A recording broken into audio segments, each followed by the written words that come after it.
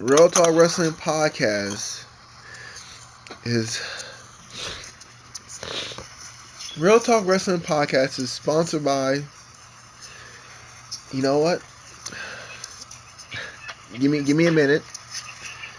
After We're not sponsored by SummerSlam, anything. it's been a little joyride.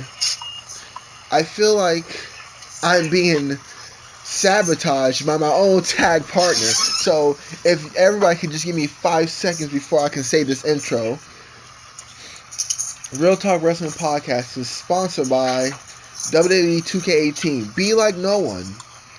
And I can See guarantee Batista's dick in full HD. I can guarantee you the prodigal son is like no one. He betrayed me 2 times when it matters the most, but I forgive him.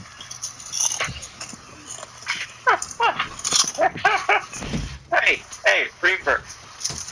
I guess we just keep our titles forever because the only team that was close to being competition is imploded. They imploded a long time ago, though. True. Welcome back to, and ladies and gentlemen, I present to you the new Real Talk World Heavyweight Champion, the return of Latino Heat. So it feels to be back. It feels great to be back. Title around my waist, better than ever. It's better off around my waist.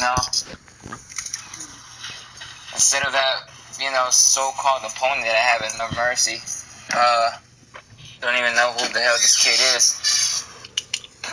But anyways, I came back with a purpose, and that is to get this Real Talk Wrestling Podcast champion and keep it around my waist. To get the champion? So you're gonna get yourself?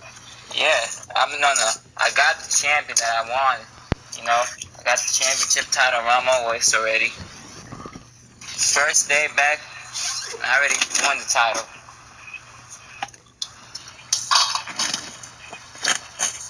It's pretty easy to win a title when you're not fighting against nobody for it. Last time I checked, I won it in the Battle Royal. Yeah, some of us have built off feuds. Oh, don't mind me. Congratulations, Heat, but I'm still salty over what happened between me and you last time, so can't really blame me for that. And I'm just there isn't any last time between you and Reaper. It's between me and you. This is the second freaking time you've stolen the world title from me. Literally, at Mania, we were tied, and guess what? A fucking coin with Frederick Douglass on it, because quite frankly, I'm not a very big fan of the black people. Whoa. Screw. Time out. You want to talk about being screwed out of a world title, Prodigy? How about we talk about after Elimination Chamber, 9 days later, you screw me out the world title. And then when you lost No. You had your time to talk, right? It's my time to talk, right? No, I didn't have any time to talk. You just talked. Now it's my time to talk. Because you know what? I've been holding this aggression, this anger for the past, 5 days after SummerSlam? Because I've been thinking, no, there's no way he could have backstabbed me. No, we made peace. I went to counseling. I talked, and I did this and that. I am sane. But you know what I realized? Sleeping and waking up every day to realize how you betrayed me. This is the second time you caused me for a title. This is the second time you took the world title from me. And then, I don't know why, I was stupid enough to believe that, hey, you know what? Prodigy, he's my best friend. I knew him for so long. We can get along. But you know what happened? When I became the Intercontinental Champion, the Intercontinental Podcast Champion, you couldn't believe it. You couldn't believe that I got over by myself. You could not believe that the big bad booty daddy could do it by himself without you. So you know what you did? When I beat Reaper at Payback? At what was it? Backlash? You know what you did? Hey, Let's have Reaper and Booty Daddy Part 3. And you know what you did? You screwed me out of the title. And you know what? I slept on it. I said, no, he didn't do that. It's not his fault. It's not his fault. He was just trying to look out for me. But you know what happens? When it's me and you teaming up, you don't have my back because I'm always laying down, taking the fall while you try to rise above it. And now you're gonna be like, what's he talking about? What's this coming from? Let's fast forward it. Let's fast forward to SummerSlam. Oh, tag predictions. We're about to win the tag team titles. We didn't win it. Oh man. That sucks. But hey, look, Booty Daddy, he's about to win the Intercontinental Podcast Champion. And you know what you did, Prodigy? You know what you did? Because you couldn't believe that the Booty Daddy was about to do something without you. You decided to go after the IC title, the title that you didn't even want. You said you didn't want this title. You said you didn't care about this title. And now all of a sudden, hey, I'm going to be the IC champion. And you know what you said? You know what you said at that party?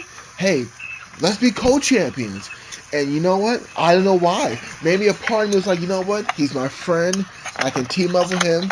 We got this. And I said yes. And you know what's funny? Every time I say yes to you, every time I want to team up with you, something bad happens to me. It's never nothing bad happens to Prodigy. When this Prodigy and Booty Daddy, Booty Prodigy, Booty Daddy goes down, but Prodigy, he always rises his stocks up. Prodigy, he's always going higher. He's untouchable. Prodigy, he might as well say he's a king of real talk right now, because he's untouchable. You know what you did? What are you talking Shut about? your mouth. I am Booty Daddy. talking. No. Now you had your time. No, I'm You not had your finished. time, I'm not and this is finished. my time. Listen to this. Let me tell you what happened at SummerSlam. Let me say what happened at SummerSlam. Let the world know. At SummerSlam, you tied with me, and you said you want to be co-champions. And you know what happened? Now Providence is in the way, so now I can't be the Intercontinental Champion. You cost me my title for the second time, a title I cared about. You didn't care about this title. I did. And you know how much I worked so hard. I tried so hard. I'm the one up at 5 in the morning just to I'm the one at 5 in the morning trying to work my butt off just to get these podcasts on. I'm the one 6 a.m. in the morning making a poster, making the music video, making the official match card. And you know you can't let me have my moment.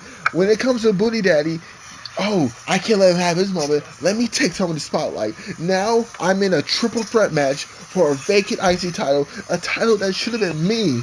It should have been mine, Prodigy. It should have been me. And you can't. It's your ego.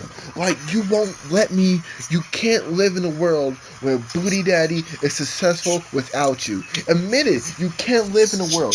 If Booty Daddy is successful, then Prodigy, there's a problem. If Prodigy is successful, then Booty Daddy, it benefits you, and you know it. When we were a tag team, you always look out for yourself. Look at the past. When it came to that Real Talk World title, who did you choose? You chose me, or did you choose the belt? Because I know I chose you, and you chose the belt over me. You chose the damn belt over me. And when it came to the IC title, the title that I love so much and cared about, you chose yourself over me. Okay. You know what? How about this?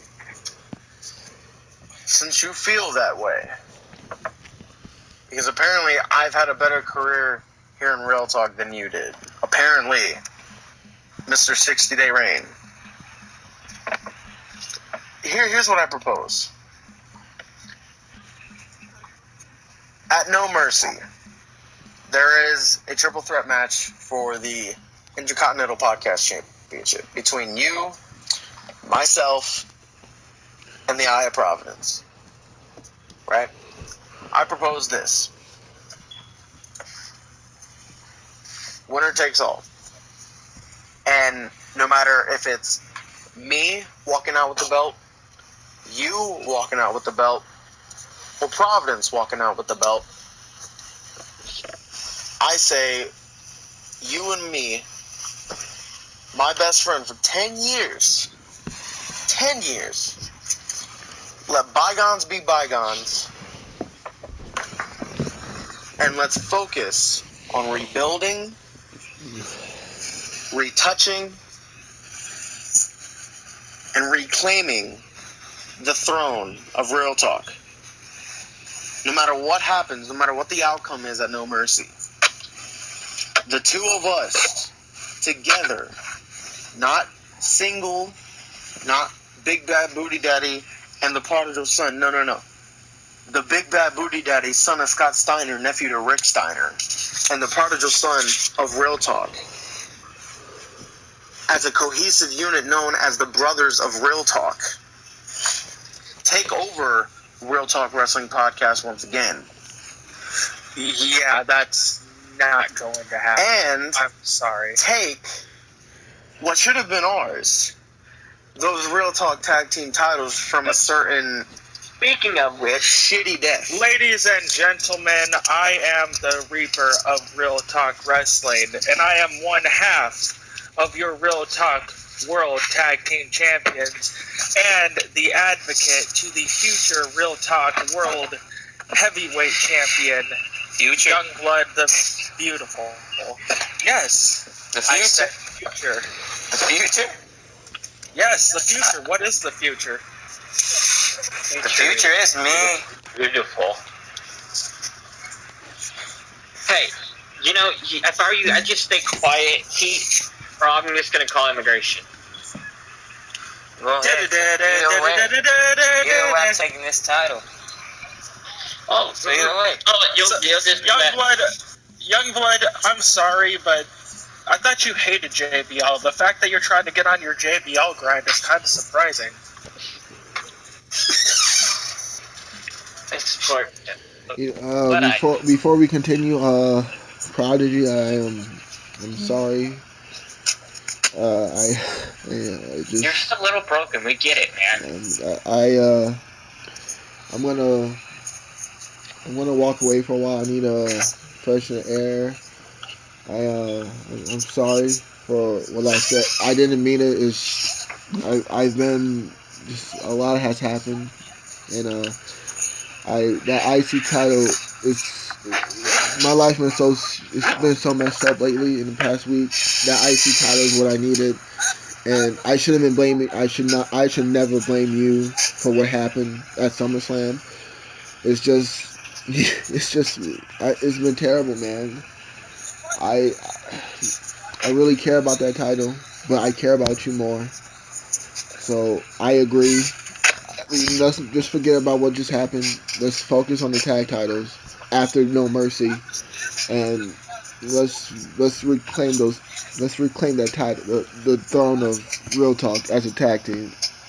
But as of right now, I need a moment. So Hey, before you go, I need you to do me a favor. Send that asshole Booty that's with him. Got something to say to him. yeah, I'm sorry, Prodigy. I'm sorry, brother. I can't be here right now. I need to go.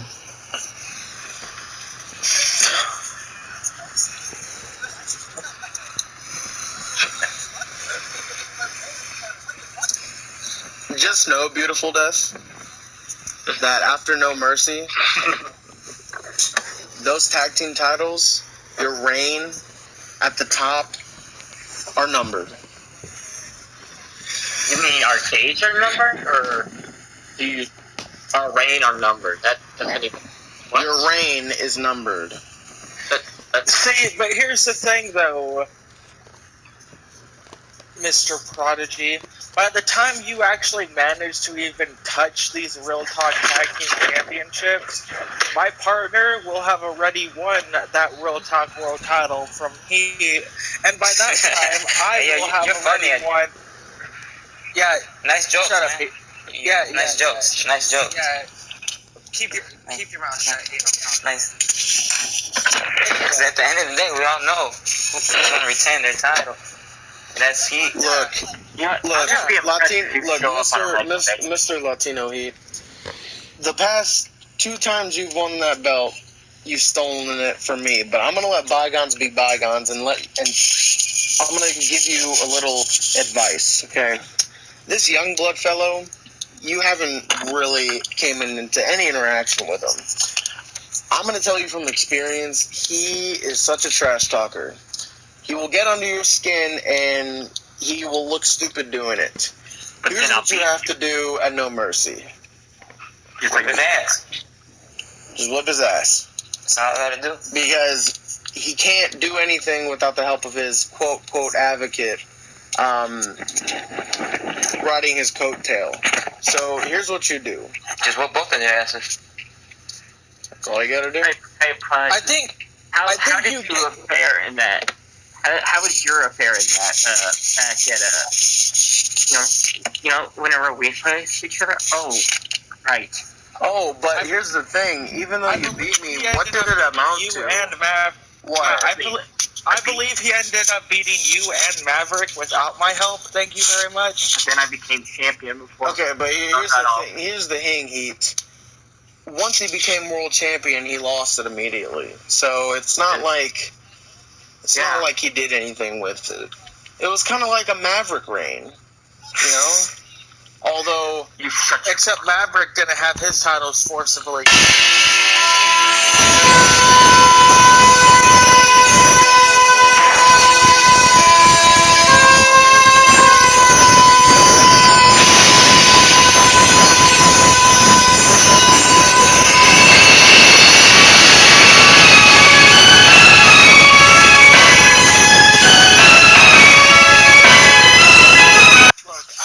Who ends up being champion after No Mercy, because regardless, your guys' days are numbered till after Hell in a Cell. Do not hesitate. Show no mercy. Star Wars Revenge of the Sith 2005. And boy, does No Mercy has a funny ring to it. It was at Summerslam when I showed No Mercy to Maverick. And please, let me introduce myself, Mr. Latino Heat. I am the artist known as Big Bad Booty Daddy. And you have something I want. You have gold. You have Real Talk World Heavyweight Championship gold. And I want it. And Heat, I have something special for you. At September 24th, No Mercy, you will be the next star in my motion picture. Turn off the flames. The heat wave is over. Heat, you're going to be such a most important part in this motion picture. I can't wait to have you star in it. Oh, and don't think I'm rude. Youngblood, I'm a huge fan of your work. Like I said earlier, you're the Leonardo DiCaprio of Real Talk. Me and you, we've done a lot. The same way. We both defeated Maverick. We both shut our critics down. But the difference... Speaking of which, where is he? I hear he has a very big movie review to do. Oh, he's going to review my movie. But there's one thing different between us, Mr. Blood. And don't think I'm rude. Like I said, a huge fan of your motion pictures. But you don't have the accolade of dethroning Latino Heat in his first offense. No. You see, at No Mercy, it will be the artist known as Booty Daddy taking Real Talk gold. In Heat, Mr. Blood, September 24th, you will never, ever forget the name of the artist known as Big Bad. You gotta know, life is sometimes there's no closure to endings. So you just gotta jump off the bridge and move on, because life isn't always a fairy tale. And you beating me, that's not a fairy tale.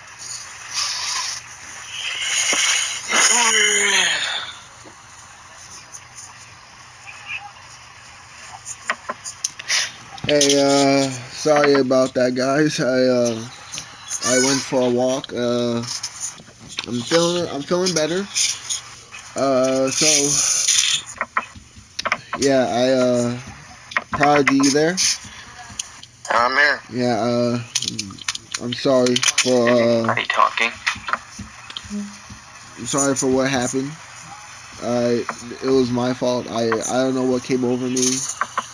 I just, it's been hard, man. It's been, for 65 days, the IC title has yet to be held, and I thought I had it at SummerSlam, and then we were co-champions until Jinder Mahal beat Shinsuke. So Providence is now into the mix.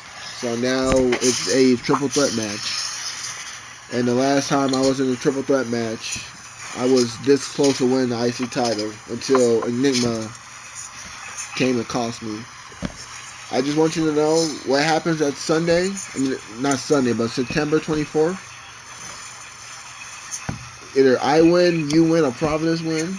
No matter what happens, we're gonna go for the tag team titles after No Mercy, and we will be the greatest tag team in Real Talk history.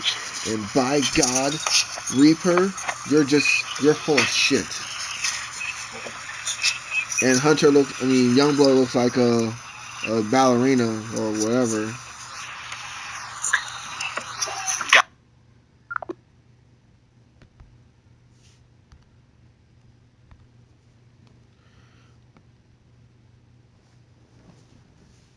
Hold up, before we start back, did my bit get in? Because it was a really good Yes, it got in. bit. Okay. Okay, Booty Daddy, you're getting two things mixed up here. One, you are not the greatest tag team in Real Talk world, in Real Talk history. Me and my partner are the greatest tag team in Real Talk history. I don't get what you guys can't get through your thick skulls about this. All throughout this whole entire time, since this tag team stuff started, me and my partner have said since day one we joined together. Day one-ish. Yes, day one is H. We have been saying since day one we joined as a team that we would be capturing the Real Talk Tag Team Championships.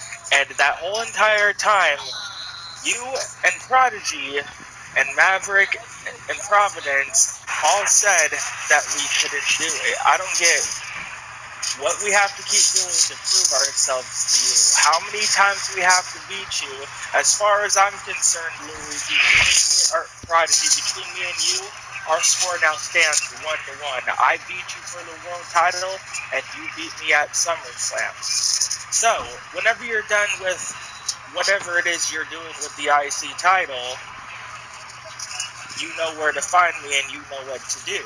So that's something you can book down. Don't worry, after No Mercy, wherever the next pay-per-view is, we're coming after you. We're coming after those tag titles, and we're going to be the greatest team who has ever lived. And after we beat you, I guess you and Mr. What, the beautiful one, whatever he wants to call himself, y'all can figure out who's the Marty Jannetty, their tag team. Well, to add on to that, Mr. Booty Daddy, yes, Reaper, I will mark that challenge in my calendar because unlike Maverick, I don't pussy out of challenges. Ooh, shots fired. You want me, you got me. Anytime, any place, anywhere, anyhow, anywho. As long as the tag titles are on the line. Whether the tag titles are on the line, whether it's just me and you, I know where to find you, you know where to find me. And whether I win the battle or I die trying, you will not get me. Okay, so how about this? No Mercy, you're both in an IC title match with your partner and Mr. Providence. So, let's see here. Hell in a Cell, I might be facing Jimmy, Mr. JPEG again. Which... Is it JPEG now or Enigma? I'd rather Enigma, to be honest. It sounds more cooler. JPEG sounds like that Photoshop stuff. JPEG is the file format for most pictures. Yeah, I know. That's why I hate. Yeah. Alright, so Hell in a Cell, I may or may not be facing Mr. Enigma again. On the off chance that I somehow miraculously lose to him at No Mercy, Which you will, because you're a bitch. I have a proposal for you.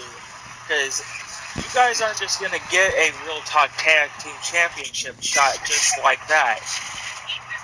You're Or going to not. have to earn it. Okay, Mr. Booty Daddy, how much do you trust your partner? Do you trust him enough to beat me one-on-one to earn you guys a shot at our titles? I mean, of course. I mean, despite what happened earlier in this recording, I trust Prodigy a lot. Okay, so, regardless if I win or not, I will be pulling double duty at Hell in a Cell then. Me and you, Luigi, or Prodigy, one-on-one, if you beat me, you and your partner get a shot at the World Tag Team Championship. However, if you lose to me, then, I don't know. You name your price for that. We have to listen to Youngblood cut a promo for 20 minutes and no interruptions. That's hell. It's not like you guys don't do that anyway. It's not like most promos. Here, I got something for they lose.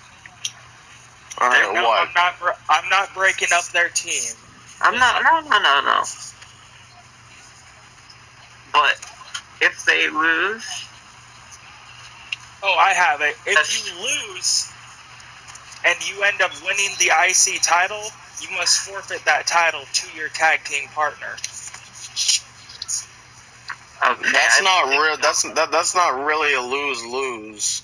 Hey, just accept it. They Just must accept forfeit it. the title to Profit. Ooh, okay. No, okay. We agreed Look, to just- forfeit the just- title just- to each other's. Here's the bit, and this is my only proposal. If I somehow miraculously lose against you at Hell in a Cell, if by any chance you're not facing Mr. Enigma, if I lose, Double duty. and if I am holding the championship belt, then I will give you the first dibs at the belt. So the first title shot. Yes, sir. So title shot for title shot. I beat you, I get a shot at the IC title. You beat me, you and your partner get a shot at the tag title. Oh, hey. That is if I am champion. If not, I'll have to look for something else. But Yeah, I mean, that's great. you know what? You know what? You know how confident I am. You know how confident I am. If I lose at Hell in a Cell, I will not be able to put in predictions. Meaning, I will if I do battle for a championship, I will not be able to do that for 2 pay-per-views. Oh, I like That is what's after Hell in a Cell. Survivor Series. Yeah, Survivor Series is one of them, and then Well, personally, I'd prefer to have the first shot at the IC title. Well, But that personally, is if I am champion. I have no clue if I'm champion. technically, If you are whoever not champion- gets second in that triple threat gets first shot at the IC title. Just saying. Or how about this? Just the next pay-per-view. I'll give myself 1 pay-per-view. And it's an important one because it's Survivor Series. Alright, so I think that's fair.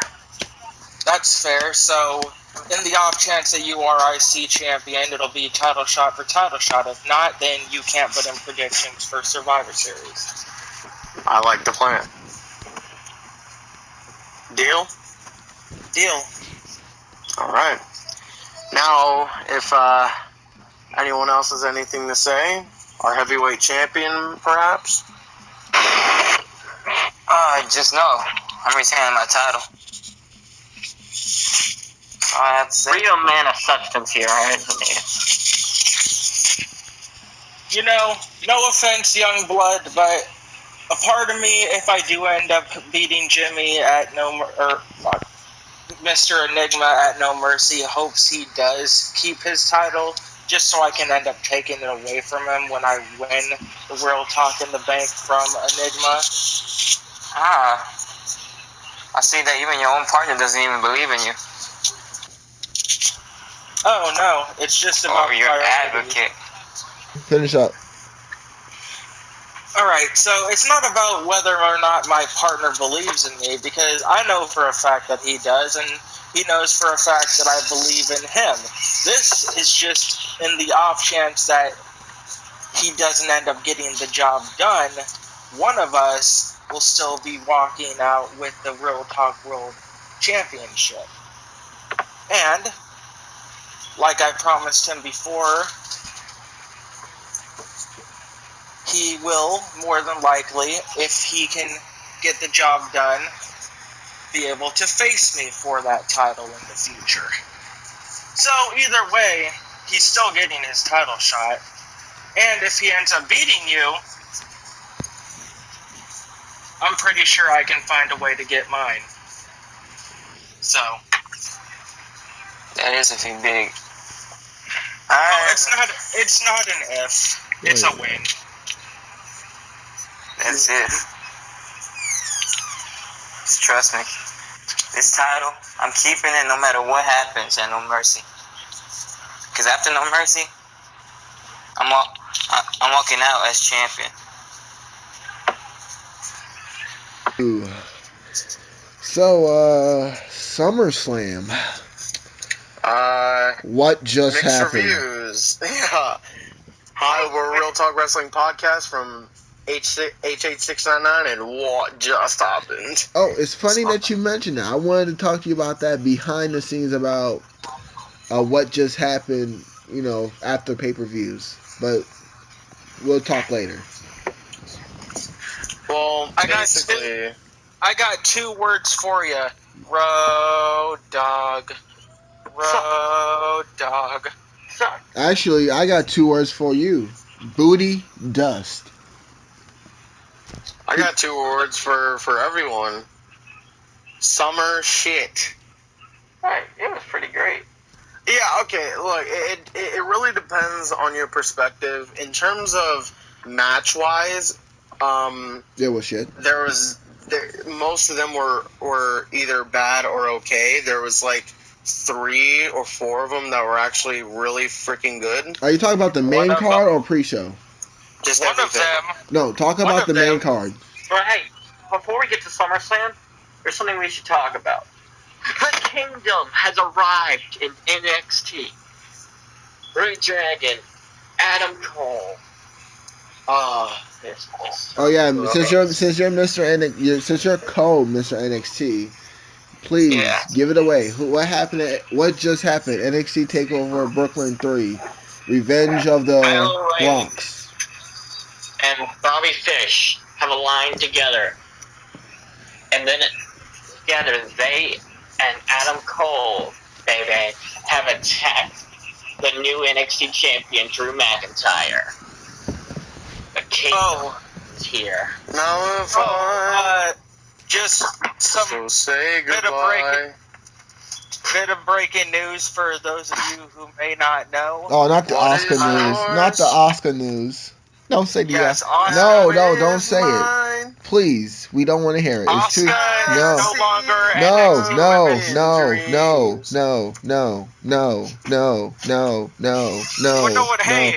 Luigi, you wanna know what else is broken other than dreams? Who's Luigi? Asuka's title run. Look. I thought you was gonna say Booty Daddy. No, for me, and I can speak. I don't watch NXT every week. Oh, so you don't have an opinion then? Just listen. I make sure that I follow the big headlining stories, programs that are going on, which is always Asuka and whoever's in the NXT title picture. Asuka's title reign was so dominant.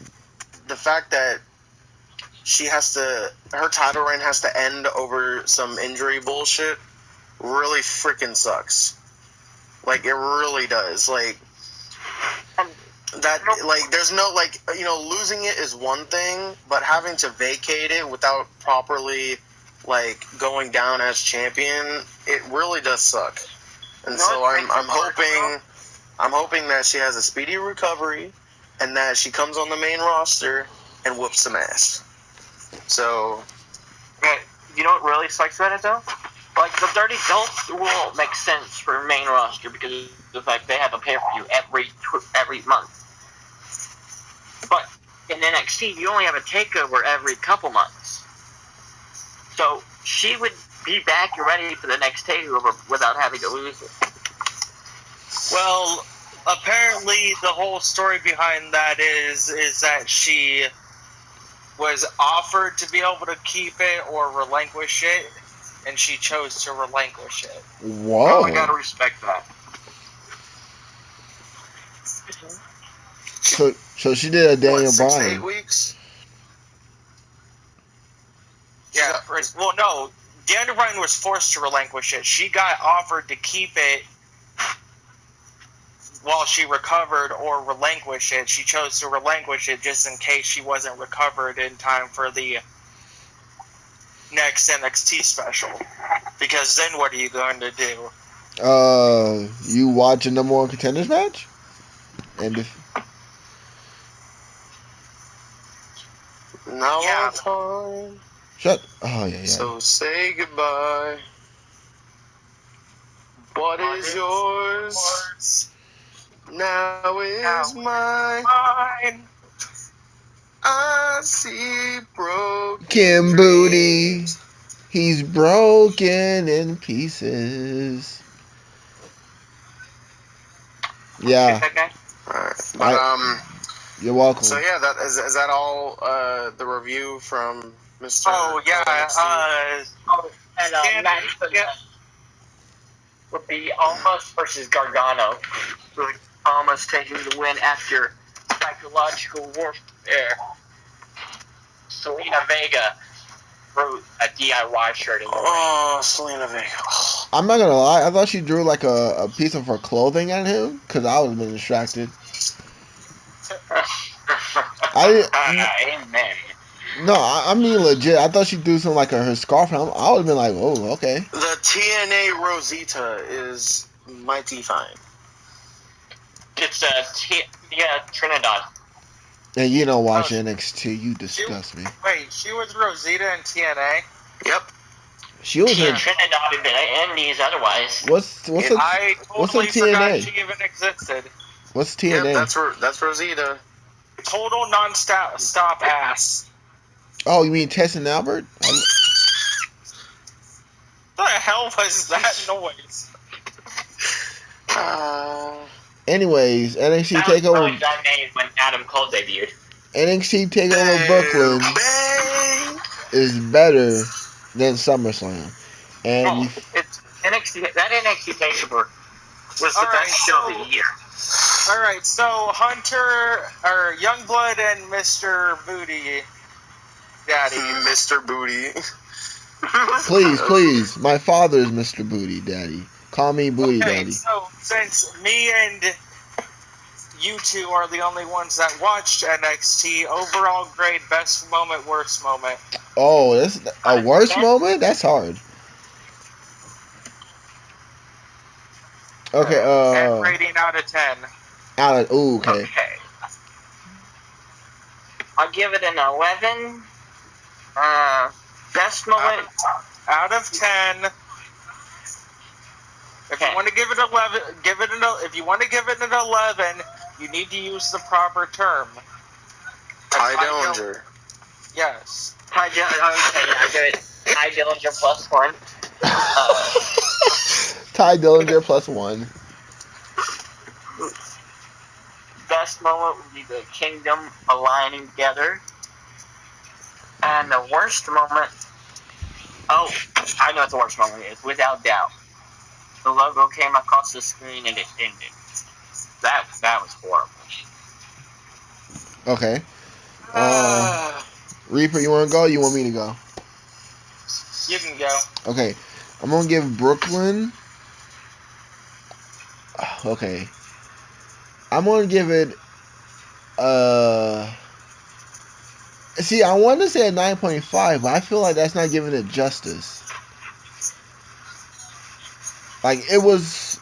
I'm gonna give it a Ty Dillinger. The best moment, man. How can you pick one moment? I'm gonna say Adam Cole. And the worst moment, baby. And the worst moment, probably Sanity not having a long enough celebration with the tag titles. Alright, I'm also going to be giving it a Ty Dillinger. Best moment for me is actually two things, and they all tie in together. One is McIntyre actually winning a championship for once, because I feel he deserves it. Intercontinental Championship. Well, that was years ago. Since then, after all he's been through, I feel him winning the NXT Gold is well deserved. And on top of that, which ties into him winning, is Adam Cole coming and attacking him. Worst moment would probably have to be not being able to have more of Mr. JR and Mauro Ranallo on commentary, because after JR left, I kind of got sad. I was personally a bigger fan of with Corey Graves out there. JR and Mauro is one of my dream commentary teams. So to be able to see them call a match together was awesome. Alright, real quick, get your dream commentary teams out there. Mine would be Mauro and Joey Styles. Does it have to be a 3-man team? No, it can be a 3. It can be. If I were to put a 3-man team out there, I'd throw Corey Graves as the third man. If I could pick two, I mean, honestly, the best commentary team in my childhood was either JR and Jerry Lawler, JR and Paul Heyman, and Cole and Taz. Other than that, I mean, I'll probably just put JR and Paul Heyman because they sound really good. No, actually, JR and Jerry Lawler, they just sound great together. Would you guys hate me if I said I enjoyed Vince McMahon on commentary when he was doing the shit? Nope. No. Vince McMahon was kind of underrated. I mean, he wasn't that good, but he was pretty decent. I mean, he's not like most commentaries, though. Yeah. Anyway, let's move on to... let's move on to... Slamming of the Summer. Summerfest. As Jeremy Piven would say. SummerSlam sucked. 2016 was better. Let's talk about SummerSlam. So Fuck SummerSlam. Let's move on to Summer Rae. I mean WWE already effed her. Summer is pretty damn good looking. I'll tell you that much. But for real, so I could say this, and that goes for all 6 men involved. The Miz, Bo Dallas, Curtis Axel, Jason Jordan, and the Hardys. They performed in front of like 4 people. Hey, it was actually 50. Okay, whatever. La-di-da. The fact that after the match, the Miz, they panned the camera, and the Miz was talking to one person because no one else was there. That sucks. The match was not good. The Hardys deserve a lot better. The Miz deserves a lot better. And, the Miz cut a very, very heart-pounding promo on SmackDown, and then the Hardys apparently were vocal about, their position on SummerSlam, which a lot of people were, upset with booking. We'll get to that. They just deserved a lot better. Obviously, Jason Jordan taking the pin, kind of sets up maybe like a Miz Jason Jordan thing, or maybe it turns Jason Jordan heel. I'm not entirely sure of what the route's going with Jason Jordan, because No one cares that he's the black son of Kurt Angle anymore. So I have no clue. Hey, dude. hey, hey, feels that's like our they're word. backtrack- African American. It feels like they're backtracking on that whole Jason Jordan thing. If I may, the fact that Miz and Jordan actually, in my opinion, they're not going to do that. Look, I want to be honest with you guys. The Miz should have never. Miz and the Hardy Boys should not even been considered on the pre-show. If we're being completely honest, I hate to be that guy, but if it was to anybody who had to perform under that crowd like the Miz did, it should have been Jason Jordan and Miz Taraj. Make it a 2-on-1 handicap match. Do something like that. The IC champion doesn't deserve to be on the pre-show. The Hardy Boys does not deserve to be on the pre-show. The fact that I have to say the Miz and the Hardy Boys are on the pre-show, and I know that they were in around 50 people, it makes me sick inside. Yeah. Like I said, You know, it's an even bigger crime, in my opinion, than that being on the pre-show. Maverick winning the world title 3 times? Okay, you want to know it's an even, well, not as big of a crime as that, but still an even bigger crime than that being not on the knowing, pre-show? Maverick saying the he got size of screwed? Batista's dick. Maverick saying he got screwed over and over again? No. Batista's dick size? New Day versus the Usos for the SmackDown Tag Team Oh wait, Championship. we'll get to that. We'll get to that. But we gotta rate this match, this 6-man tag match. And speaking so we're gonna do matches out of 5 and whole pay-per-view out of 10, right? Okay. I'd give the match like a 1.5. Okay, let's not go too far now. I give it a 0.5. None of them had time. 1.5. I give it a 0.5. So half a star. Okay. Give it a 1.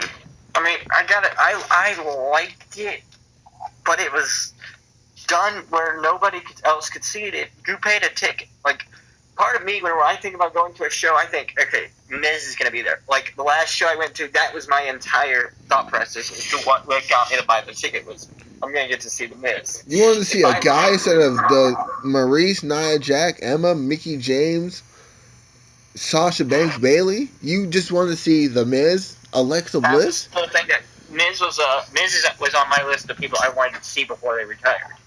So if I paid for my SummerSlam ticket and I didn't get to see them because they didn't let me in the building and they started the match, I'd be pissed. So that's why I'm only giving it a 1.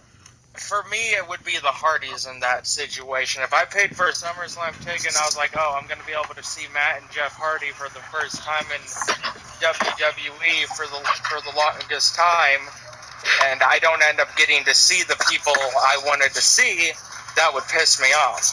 Especially the fact that it's the Hardy Boys, like, And the Miz.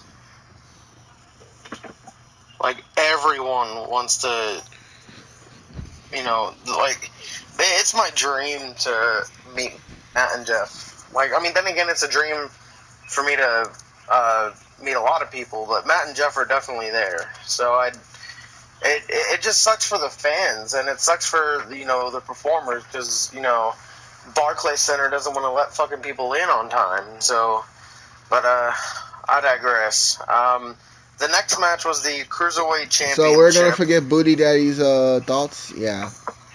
Oh, I thought you weren't. My bad. No. Oh, hey, Booty Daddy, what do you think? Let me guess. It doesn't matter what I think? Exactly. Okay, anyway. Because it doesn't matter what's cooking. Shut your mouth. It's not like most cookings. Right. Because if you don't like my cooking, then you'll have to go one-on-one with The Undertaker. You're missing the point. I'm going to put you in a tag team match, player. Holla, holla. With Chris Benoit? Well, actually, that was Ryback's idea of creating Benoit in the main event at WrestleMania 20. Yeah, because Ryback's ideas are as long as Batista's dick. Well, that joke tastes like cum. Oh man, this right here is And if I'm being not a fan of honest, black people. truth be told, Jason Jordan on TV, I'm not a big fan of him. And if I'm being honest, I'm not a big fan of the black people. And Yeah. if I can make anybody tap out in history, probably Jesus. But I digress. Christ or Jesus? It depends on which one we don't piss off fans. But anyways, in all seriousness, the Miz on I'm not finished with you. oh my, is Reaper. I'm gonna say this one more time. We've been through 3 pay-per-views already. That was the pre-show. And speaking of pre-show, the Miz and the Hardy Boys on the pre-show is very disrespectful. Bo Dallas, Axel, and Jason Jordan, great athletes, and to perform under 50 people is kind of in a WWE arena. It's disrespectful to me, but then again, some indie markets that's probably a full crowd. So Yeah, kind of like how the Hardys felt in Global Force. oh, I'm sorry, I never heard of that. I don't watch trash. Sorry, never. I know. Yeah. It's kind of like how I feel on a monthly basis when someone called Maverick keeps dogging me. And then won't have the balls to show up. Hey, leave him alone. He's from the UK. It's the time zones. But speaking of time, fish and chips, motherfucker. Okay, and all right, but I'm gonna give this match a 2, just you're because. being generous there. Yes, I am, and I also like to brag that I'm gonna pre-order 2K18 as soon as Finally. as soon as I see that direct deposit. Thank you. And because the Miz entrance in 2K18, that was just damn right glorious. That's like the best entrance I've seen in a video game. Did anyone see that? Yeah. Oh, you mentioned time zones. The 2 things. 1, time doesn't exist when you're dead. 2, your time is up. My time is now. But I can't Because see you. you can't see me because my time is now. In case you forgot. I've got to be honest. I absolutely. Whenever he in the feud with the Miz, whenever he explained what that meant, I was like, "Damn, that's kind of cool." Y'all remember It's this? the franchise when I'm shining now. But you can't see me. My time is now. Word life. It's a basic economics. and Youngblood ruins the joke. Alright, well, let's go to the next match, which was the Cruiserweight Championship match between Neville and Akira Tozawa. And as I predicted, Neville won the title back. As I predicted too. That is just stupid booking. Wait, Why would you end Neville's amazing Cruiserweight Championship reign just for him to win it back? Hey, Luigi, why? 4 days later. Luigi, you asked why? Here's why.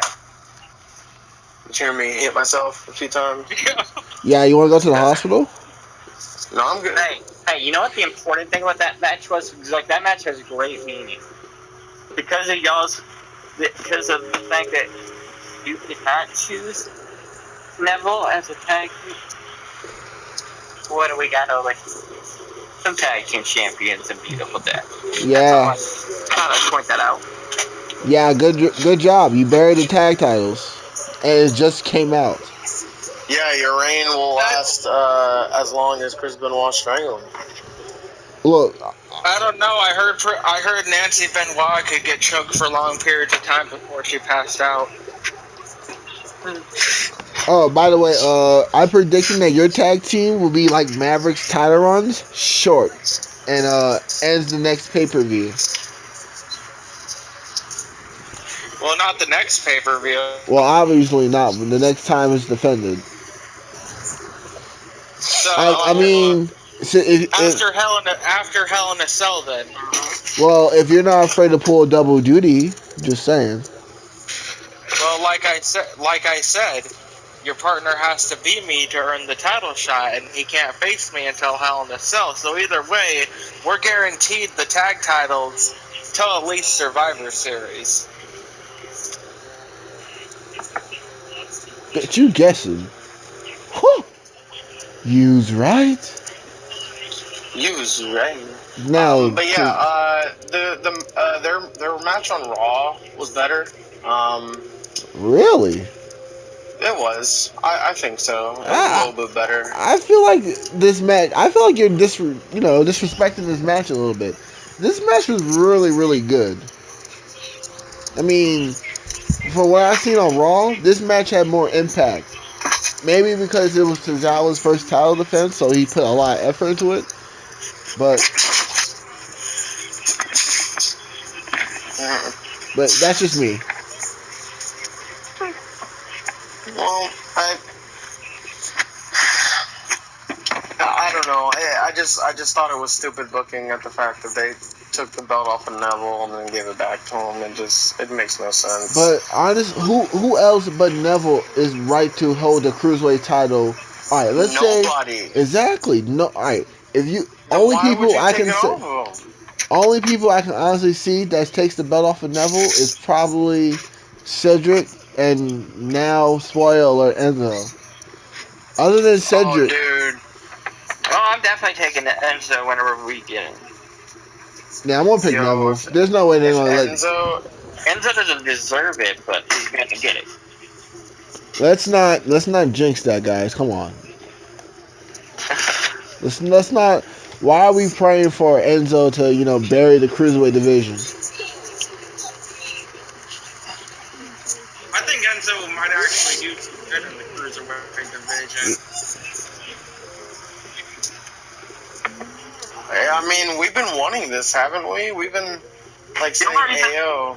I want Enzo and Big Cass as a tag team. I don't know what y'all want. I'd rather Enzo just, get released because he just doesn't do anything. Released? Do you know his freaking See, I don't support people getting fired. I'm gonna be honest. I don't support people getting fired. It's just Enzo's one of the most over people in the crowd. It's just did you see his reaction at 205 Live? what was it forced? No, it was. Oh, you talking about the There was a reaction fans? or something on 205 Live? He deserves more credit than I realized. Yeah, freaking, he got a massive pop at 205 Live. And speaking of 205 Live, Tozawa and Neville, I'm gonna be honest. I'm gonna put my thing in this, my 2 cents before everybody, so y'all can hate me already. I'm gonna give this match a 3.5. No, yeah, I'm gonna give this match a 3. And the only thing I wish was that maybe. Wait, yeah, Neville won by pinfall, so yeah, it's a 3. Alright, well, I'm gonna give it a 2.5. Whew, man. This is why I'm glad you don't own SmackDown, because Jesus, man, you buried the cruiserweights. I just calculated this. By the way, I'm giving it a 2 for the match. I just calculated this for the time it'll take for the next title shot. Me and Hunter, if the plan stays put, for you guys to get the title shot at Survivor Series, will have held the Real Talk World Tag Team Championships for 91 days. Oh, hell no. Hell no. That title is being defended the next pay-per-view after No Mercy. 91 days? Nah, that's too long now, baby. Mr. 60-day title reign, not winning or lose his longest tag. Wait, hold on. Wait, between No Mercy and Hell in a Cell, is that long? No, between SummerSlam, the day we won it, and Survivor Series. You guys don't get the title shot at Hell in a Cell. You're facing me to earn the title shot at Hell in a Cell. You get the title shot at Survivor Series if you beat me.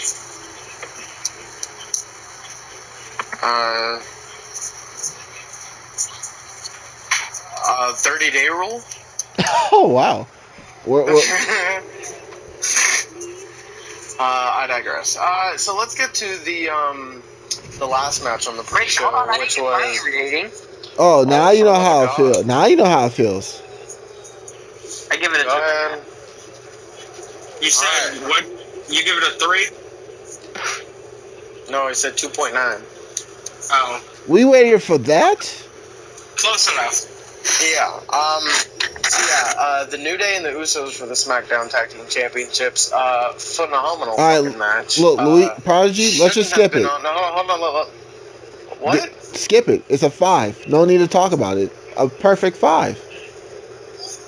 It would It be was a a 10 if 5. it was on the actual fucking card. Yeah, look, WWE went fucking. They're stupid for putting that on the fucking pre-show. Yeah, honestly, you know what should have been on the pre-show? Jinder Mahal versus Shinsuke Nakamura. The way that match happened, that should have been on the pre-show. We'll get to that. We'll get to that. But yeah, New Day and the Usos tore that fucking roof off the place. They deserve to be on the main card, not the fucking pre-show. 5 out of 5. Everything about that match, and I'm okay with the Usos regaining the tag belts. That was just action packed. I was on my feet the entire time. Just 5 out of 5.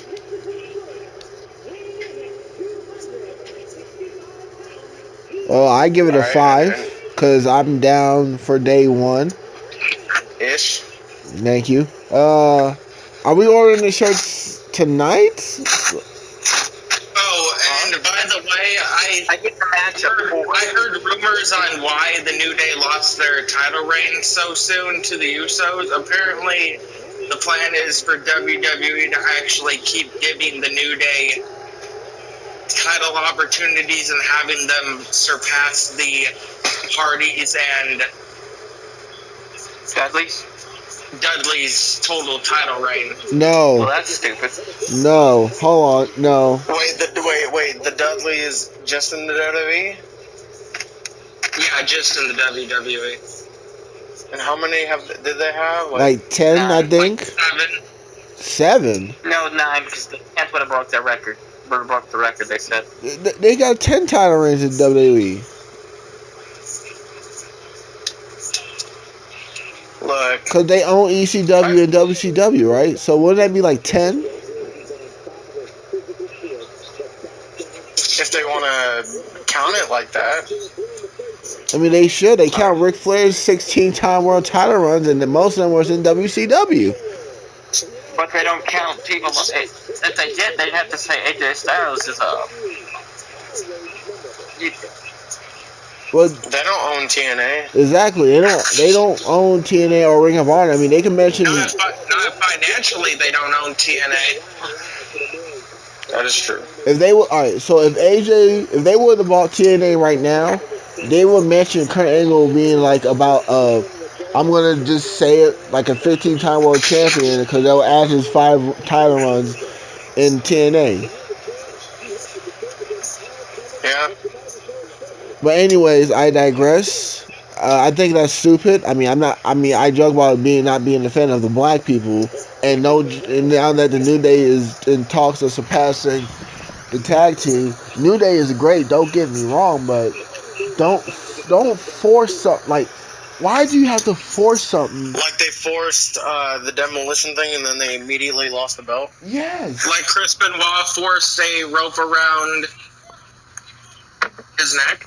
You see, it would have been better you say he forced his son and wife to tap out. That would have been better. Just me personally. But the fact. But see, here's the thing, though, Voodoo Daddy. They didn't tap. Exactly. They passed out like champions. Wow, like I'm gonna make Alphonse do. But anyways, like no, hear me out. The demolition thing, it felt natural until the end when they forced it. Alright, I found the article. I sent a screenshot. Yeah, thank you for interrupting me. You must be the new You're Lobo. welcome anytime. You must be the new Lobo. Hey, someone has to do it. Yeah, go brush your teeth while we're recording. Don't tempt me. No. Anyways, when they beat Demolition Record, it felt good until they lost to the next pay-per-view. And actually, they lost in the next 6 days. Why are you forcing these things to happen just to do it? It's like basically saying, hey, Luigi, the plan is we're going to make you beat CM Punk's title run by 1 minute. That makes no sense.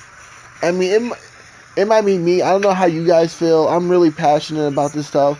Well, when they made Nikki Bella beat AJ Lee's reign because AJ Lee left to be with her husband, and they made her beat it by just, 6 days, it felt meaningless. Like, don't do it just to do it. Like, make it feel natural. Like, honestly, the only person that can feel natural, and I want to, like, The Miz, for example. If The Miz was to beat Honky Tonk Man's reign, I will say it will feel natural because it feels like it was natural process of The Miz and his title run. Oh, man. But I'm gonna relax. Let's go to the main card. Oh, actually, SummerSlam is over. That was the best part. If you watched the pre-show SummerSlam, you enjoyed a good show. Good night. This has been a Real Talk Wrestling Podcast. We love doing these episodes with you guys, so please give us a like, give us a share, give us a comment. We love doing these episodes, so we'll see you on the next one. Good night. Alright, so, yeah, the main card of SummerSlam. Oh, we're actually doing this? Yeah. God damn it. So the show started off with John Cena and Baron Corbin. Oh. This is fuck up number 1. The hot burial. This is fuck up number 1. I just realized that. The burial pretty much the burial of I just realized that Baron Corbin. The opening of the show was a 10-minute burial match. Buried alive. Actually, SummerSlam advertised 2 buried alive matches. Oh, we'll get to that one later. But yeah, so Baron Corbin. I mean, the match was not good at all. And in the beginning, that match killed Reaper. Look at he left the chat, by the way. That match killed Reaper. John Cena openly mocked Baron Corbin at the beginning of the match and beat him cleanly. 1 AA? Yeah, 1 AA and he's done. And Jinder kicked out of 1? So, yeah, great job WWE for doing that shit. Apparently, it's due to a lot of backstage shit with Baron Corbin. Apparently they were upset about his Twitter, but his Twitter's just been doing the same thing Kevin Owens has been doing. But better. Well, not better, but, you know. I wouldn't say better, per se. Yeah, that's why I took it back. But it's been good. I mean, honestly, if people are taking shots at him, he should have the right to take shots back. What did that military guy say to him that he fired back at him? I can't remember. But honestly, I feel like if you're taking shots at me, I should take a shot at you. Don't bring up what you like. Is for if me and Prodigy was into a debate, and he took a shot at me, and I took a shot at him, and then he posted a picture about him working the Marines. Oh, that supposed to affect me? Dude, you crap. So because you crapped on me and you work in the Marines, you get a free pass? Is that how it is now? No. I hope the U.S. lose the war in Iraq. And if there's one person, if I go back in time, that I can make tap out, probably be Jesus. Thank you. But yeah, definitely a missed opportunity with this. I don't know how Baron Corbin comes back from this. Simple. He doesn't. Let him. John Cena brought the shovel out, and that's all she wrote. No, when you hear John, it's how about you? Da, da, da, da. You're getting buried. You're getting buried. Like Rise Prodigy. Oh, shut up. You know you loved it. Give it a like. Give it a share. You know you loved it. Give it a shit. Give it a shit. So give it a Baron Corbin and John Cena match. I'd give this match like a 2. No, a 1.5. I'll give it a 1.5. One. I'm sorry, Cena. This was just awful. Oh, And I give it a 0.5. of course, the one SummerSlam that Cena wins in like 6 years is the one that he's supposed to lose. Like, oh, by the way, speaking of one half, one. speaking of one half, the one half of the Real Talk Tag Team Champions came back. See, unlike your father, at least I return. Hey, he visits when he's on TV. But I'm gonna give that match a 1. yeah. All right, go ahead, guys. Oh, I'm giving that 1.5. I knew I should have picked Cena, but a part of me believed that they were gonna do right with Corbin, and boy, did I screwed up. I need to stop picking with my heart and pick what WWE thinks. Yeah, that was this pay-per-view. Yeah. And blood. I think he said 0. I think he said 0. He said 0, right? I said 0.1 because I can't put 0. Y'all get mad at me when I do that. You put 0.5. No, I said 0.1. No, I'm talking about the last match. Talking about the Baron Corbin match? Never mind. You gave the didn't you give a 0.5, or was that Reaper that gave a 0.5 one match? I gave 0.5 to the Miz and Miztourage. All right, cool. All right, that makes sense. No 0.1s, either 0.5 or 0. Yeah, either a half or a full star. Yes. So 0, 0.5, 1, 1.5, 2, 2.5. You gotta give it a star. Or at least a half star. Yeah. The next match was the SmackDown Women's Championship match between Natalya and Naomi, and myself and the new Real Talk Heavyweight Champion were the only ones that picked Miss Queen of Hearts, Natalya. Oh, by the way, I went to QT for this match, and I went back to watch it, and I have to say, you didn't miss much. Yeah, I know. When I went to going to QT was the best decision ever. That match was boring. And yeah, you didn't miss much, but I mean, you did miss me, like jumping up and down like a little bitch because I was so happy that Natalya won. Because it's not like most matches. Yeah, because most matches are actually better. Well, not SummerSlam, of course. But Natalya winning, I in my opinion, is the right decision. Naomi's reign was getting stale. Nothing. She wasn't really doing anything. It gives WWE a fresh slate with the SmackDown Women's division. Hopefully, something happens to where Charlotte and/or Becky will win the women's title. So, but Natalya deserves it. She's done a lot for the company. So, but as for the match, I'll give it like a 2.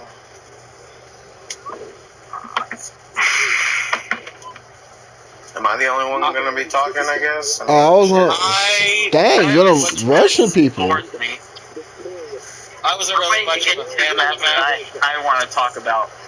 Well, shit. All right, not all at once, fuckers. Damn. I mean, I was gonna wait till you just stopped talking. Where is the man? Where is the man Providence with the pro South organizing? I mean, you just said, is everybody else going to talk? And we all decided to talk so you can keep calm. We're the most organized, unorganized podcast ever. Damn right. Anyways, I'm going to give, Roman's about to beat The Miz. Timeout, trying to quit match. I'm going to give this match a 1.5. I just didn't like Naomi tapping out. I hate submission finishes for title matches, especially when you're the champion tapping out. I figured you love Naomi tapping out. I figured you'd love Naomi tapping out Booty Daddy since you're not a very big fan of The black people. black people. Well, the match Yeah. sucked. That's why I gave it 1.5. Naomi tapping out was the half. I'll give it a 2 purely because of the fact that I was kind of glad to see Natalya actually win another championship after 7 fucking years. Being the daughter of Bret the Hitman fucking Hart. Actually, no, Jin the Anvil fucking Nineheart. Yeah, people keep forgetting that. People keep like they keep advertising her uncle. Advertise her pops. Jim Anvil was nowhere near the hype though. He is to me. I mean, he got beard goals. That is true. Beard goals all the way. But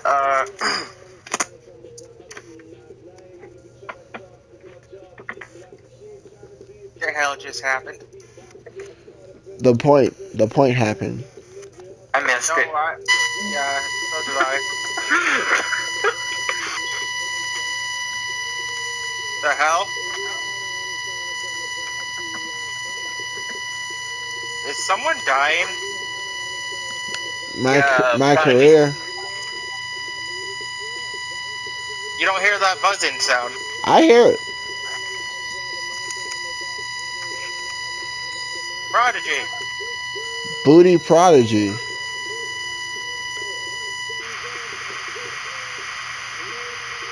Yo, I guess his life support. I hope he didn't die on the live podcast.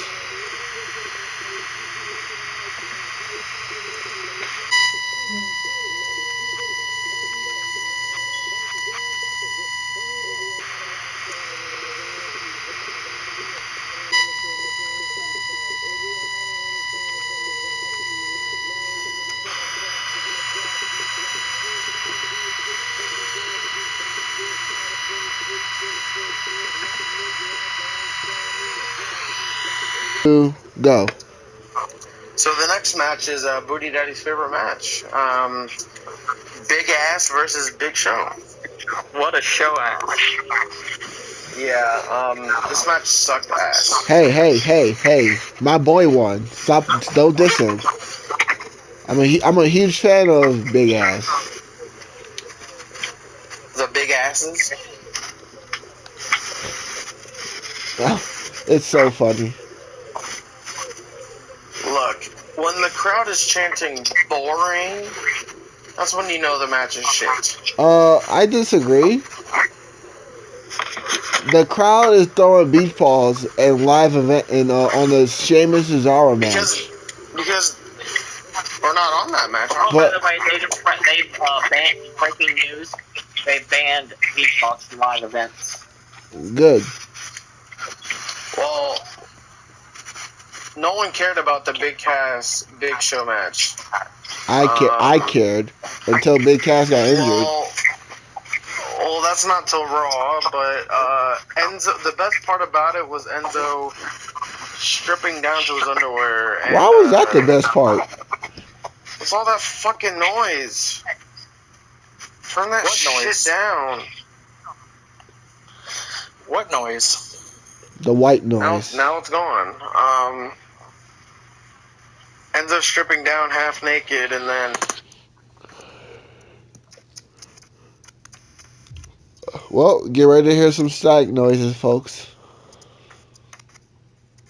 Wait, can y'all hear that? The little. Hear what? The little. I was just using a Q-tip in my ear. Thank you. Can you feel the heat? Okay, we're live. Continue. Are we? Yes, I paused it, but then we came back. Because I like you that much. Well, this match gets a half star. Ooh. Shit. This was shit. I'm giving it 1.5. I will be giving it 1.5 as well. The match need more big ass.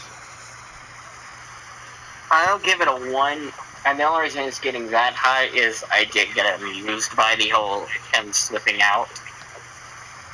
Yeah, Enzo slipping out was a fun thing, but then he immediately got his ass kicked. He literally just booted and then bam, dead. You're right. I upgraded that to 1.2. I thought we said no. It's either half or full. Okay. I give it 1.5 of a half. 1.5 of a half. All right, whatever. Anyways, the next match, sorry, was, oh god, Randy and Rusev. Oh wow. And it's over. Do we even, yeah, exactly, do we even call this a match? I mean, how long ago the match was? How long was it on The Wikipedia? RKO was pretty brutal. It was 10 seconds. I actually call it a BKO. Darian Keith Orton. No, All right, who they wants to shoot on WWE's stupid decisions first? I'm gonna give this match a 2 purely because of the fact of that RKO was brutal as fuck. But I'm also going to be docking it 3 points because they buried Rusev. So I'm giving it a 0. Wait, isn't that a negative I 1? can't give it a 0. Yeah, I'll be giving it a -1. Yeah, I'm giving it a 0. What is WWE doing with Rusev? I'm giving it a 2. Because the RKO is sick, and whether it was a bad Says way to do the the guy match, that hates Randy Orton. Oh, I can't stand him, but I have to admit, sometimes he does a good RKO. Sometimes. My issue is I just say it was brutal because he literally dropped Rusev on the top of his head with that RKO. Like RVD. Honestly, my issue with Orton is that he just doesn't seem to care anymore. He really doesn't. It's not really much of a mystery that he's unhappy on SmackDown. He's been advocating to go to Raw for a while now. I don't understand why. SmackDown's been great to him. I mean, his storyline with Bray Wyatt was the best thing in his whole career since the Authority. You want to know why he's advocating to go to SmackDown? Because he put over an Indian. No, it's because of the fact that it also ties with the stuff. It also ties into the stuff with Rusev. When Rusev came back, he was supposed to get the shot versus Orton that Jinder got. Orton wanted to give Rusev that title shot, but WWE wanted to push Jinder because of the whole India scene thing they had going on. So now both Orton and Rusev are pissed off that they got stuck in a meaningless mid-card to low-card title or low-card feud when they could have been facing each other at SummerSlam for the title. Wait, Orton wanted to put over Rusev for the title? My respect for Orton grew so much. Orton was supposed to face Rusev before this whole Jinder shit started. Yeah, I remember that. Yeah. Because Jinder Mahal got Rusev's spot. Yeah. Which why I will always hate Jinder. A9. Rusev could have been the first Bulgarian champion. A9. Yo, we don't hear that song. We want the new funky Jinder song. I'm sorry. I just want to let y'all know that Jinder's new song is my Despacito. I can't understand a single thing that's said, but it's hype. Yes. I'm not gonna lie. Anyway. Jinder Mahal's theme song might be my 2K18 entrance song. Let Hunter. So what I was saying, the match, while I don't agree with how it went down, I can get behind one of those you got shock moments of, wait, what just happened, and leave you wondering. That's why I'm giving it a 2.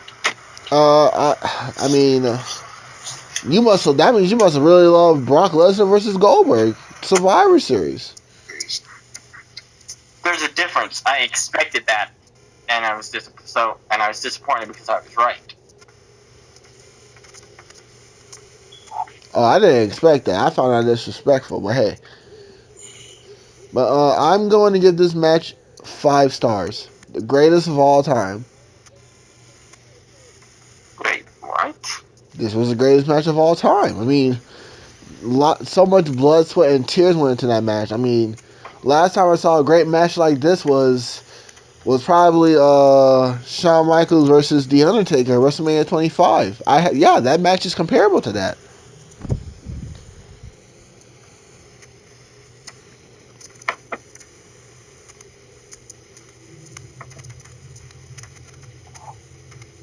I don't know whether to take you seriously or to. As someone who was there for Shawn Michaels versus The Undertaker, you should stop with your blasphemy. No, I mean legit. Hey, does anybody here know instant transmission or would be able to teach me it so I can go to North Carolina for a couple seconds, slap him across the face, and then come back here? Guys, I I mean, really wish I could. This match was better. Right This match made Shawn Michaels versus Undertaker look like a pre-show match. That's how good it was. This match made Chris Benoit versus Eddie Guerrero Look like trash. Thank you. It's not like most matches. All right, but seriously, I'm gonna give this match a half a star, I guess.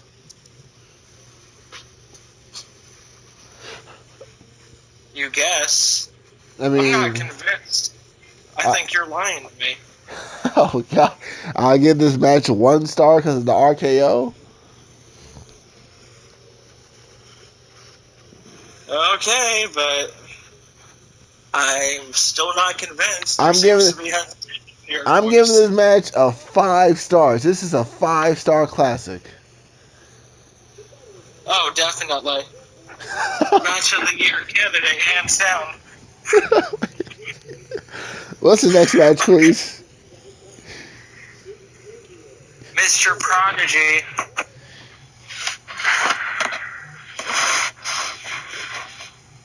Marco.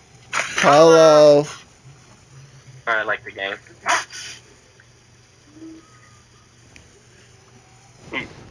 Alright, is he asleep or? Probably. Okay, so somebody pull up the match card so we can go over it. I'm here. Well, then why the fuck aren't you talking? I am talking. You weren't, you are now. No, I was. No, you weren't. No? I was fucking here. Whoa. We didn't hear you. Calm down.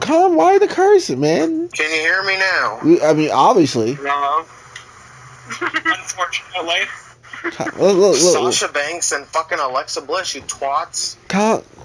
Ouija, calm down, Ouija. It's just all for fun. Calm down. Fucking wipes. Wow. Call Hey, us. don't get short with me, Mr. Frodo. I don't look like him. Okay, Sasha versus Alexa.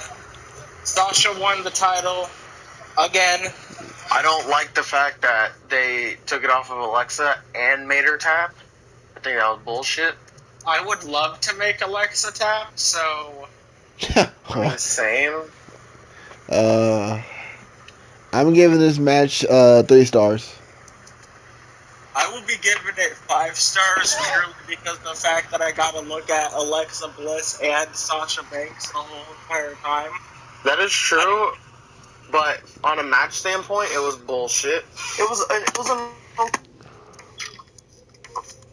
God damn it. I give it a... Okay, so initially, I give it a 3. And I take away 2.5 points for having Alexa tap out. And I give it half a point back for the amazing plot. 1 star. And yet you said SummerSlam was good. Well, that's because I haven't got to the. From a match standpoint, I'm going to give it a 3. I'm gonna give it a 2.5. Are you salty because you didn't win the world title because of that match? A little bit, but I just think it could have been just a tad bit better. Yeah. Well, I'm letting you know, if it wasn't for you, I probably would have been IC, a shot at the IC championship. So, good job.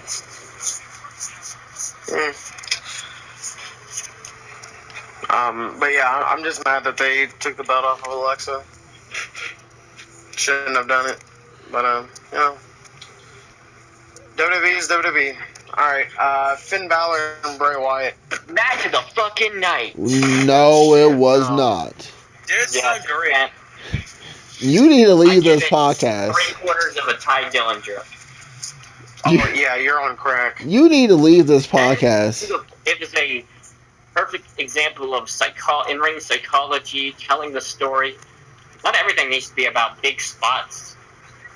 That was match of the night because it told the story. You had Demon King Balor. What story? That Bray Wyatt loses again? Oh, so you're just salty because Bray lost. That told a great story. It showed the Demon King coming out to Bray's famous tune. Bray finally getting the mind games turned around on him. And his big moment in the match, he realized his mind games didn't work, and it freaked him out, and he lost because of it. That is how you do a story. Randy Orton versus Bray Wyatt, WrestleMania. Just saying. That had some. Yeah, that was a good attempt at it, but it honestly felt cheesy. I personally feel that Orton and Wyatt's feud was better than. Oh, the feud in general was better, but that match, their WrestleMania match. See, for me, the thing is with the not Orton versus Wyatt, but Wyatt versus Finn, the fact that they actually started it at one point and then stopped it for no reason whatsoever, and then just restarted it again, kind of made me not care about it. If they had actually kept going with it and building it up rather than making it just feel like something they rushed both competitors into because they didn't really have anything for them to do, then I might agree with you. But to me, it just felt like this was something just to feature the Demon Finn Balor on the card, and it had very little build-up to it. Yeah, the build-up was shit. There was a build? The build-up was pretty shit. There was okay. Wait. I'm not going to give it that great. The build was shit. Wait, what build? The match, I give a 3. I'll give the match a 3.5 just because I like seeing the Demon Finn, and yes, there was some in-ring psychology, but that doesn't excuse the fact that going into this match, I had zero interest. I'm gonna give this match probably 2.5, 3. First, Youngblood. Match of the night was clearly the tag team matches. Second, psychology-wise and spot fest, this match wasn't really that appealing. I get what you're saying. I too would like just a regular one-on-one match with actually, wrestling based, not the whole spot monkeys. I would argue the psychology between Braun and Lesnar was better than Bray and Balor. You said who? So that's Brock and Lesnar? No, Braun and Lesnar. No, you said Brock. You said Braun. I said Brock and Lesnar. You said Braun. That was another great case of psychology. We'll get to that. But I'll give the match a 3. I'll give this match a 3.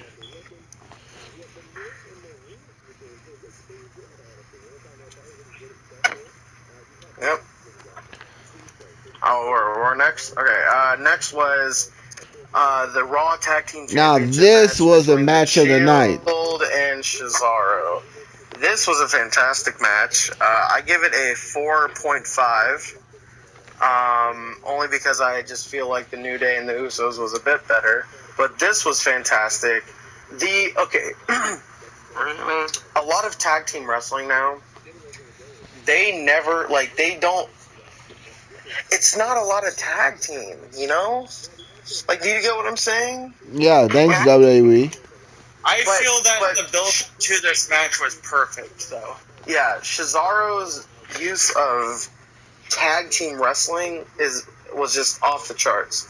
And then the build between Dean and Seth's animosity between each other, and then finally doing the Shield bump, and then claiming the tag titles together, having them on the same page. The build was amazing. The match was amazing. 4.5, 4.5, whatever the fuck you want to call it. Tag team wrestling stole the show tonight. I'm gonna give it actually a 3.5. I would give it a 4, but I take away a half point because there wasn't a single person in the world that thought Cesaro was gonna win, and that's knowing exactly what's going to happen does kind of damper it for me. Oh, so you must really hate Finn versus Bray. You must really hate that match. You must really hate the Big Cass match. I did hate the Big Cass match. Hey. Well, to be fair, Hunter, everybody but Maverick picked fucking Bray Wyatt knew Finn was going. Dumbass.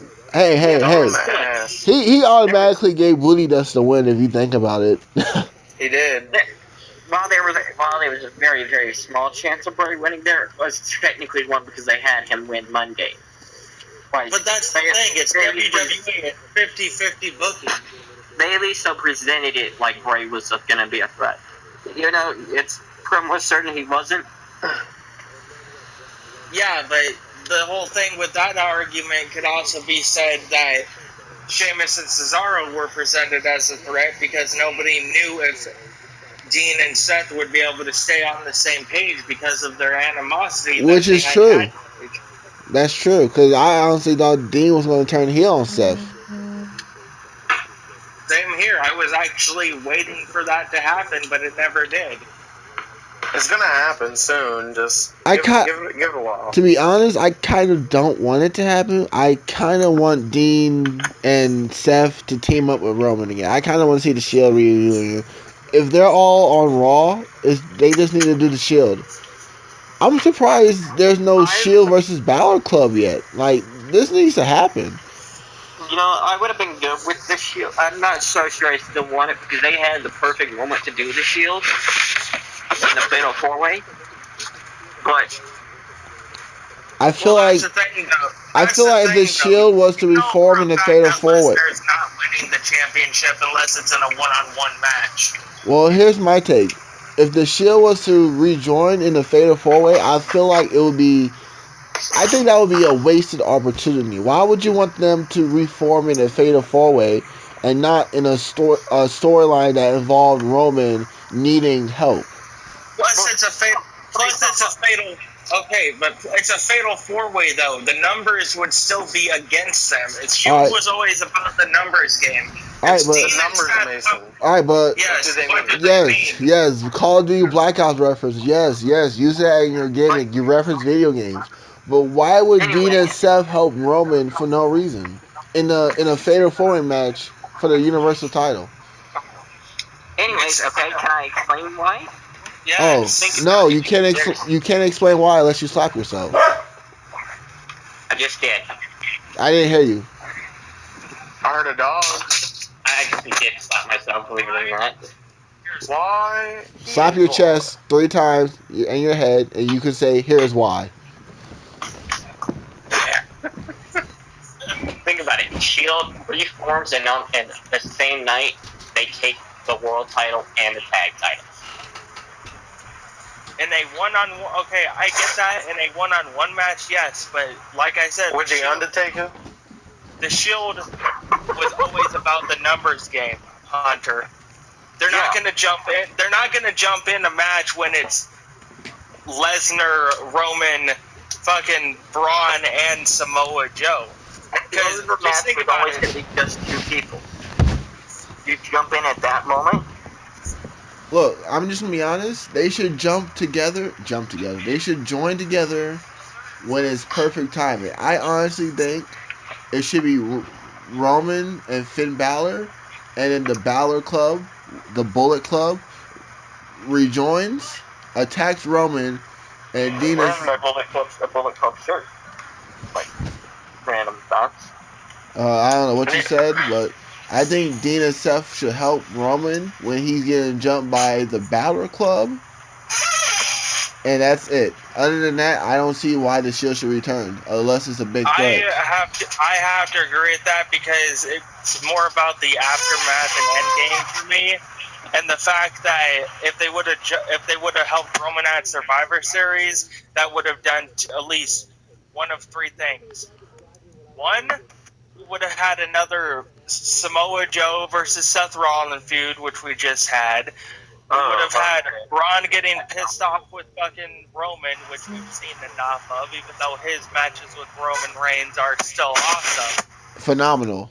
It's his match. You know, and then we might get another repeat of Brock versus with Ambrose. Okay, y'all got a point. I'm glad they didn't do that. Thank you. You're welcome. It's clearly you was missing the point. We had to remind you. Yeah, I did. I missed the point on that one. It's okay. That's what friends are for. As punishment, you will go one-on-one in a tag team match with The Undertaker. And then you tag team with. I'll do it on Booty Down Live. Oh wow. Well, I guess you're gonna win. Exactly. Well, speaking. Hey, it's like Robin Mam have choosing cash in Money in the Bank at one night stand. Yeah, you pick the environment. Mr. Prodigal Son of Real Talk. So the next match was the United States. Oh wait! My ratings for that tag match, by the way, I'm giving that a 5. I will be giving it a 4.5 because I have to agree with Mr. Prodigy over here. I feel that the New Day versus the Usos was a better match. I mean, it was that beach ball spot that got me. So. Oh, Cesaro deserves a push for that. Yeah, I think Cesaro needs to go for. Guys, y'all gotta hear this. So apparently there's some right-wing people that are pissed at Cesaro, thinking he should be fired for it because he tore up a beach ball that had a symbol of the American flag on it. I'm not gonna say that word. He's not even American. He's Swiss. Exactly. Yeah.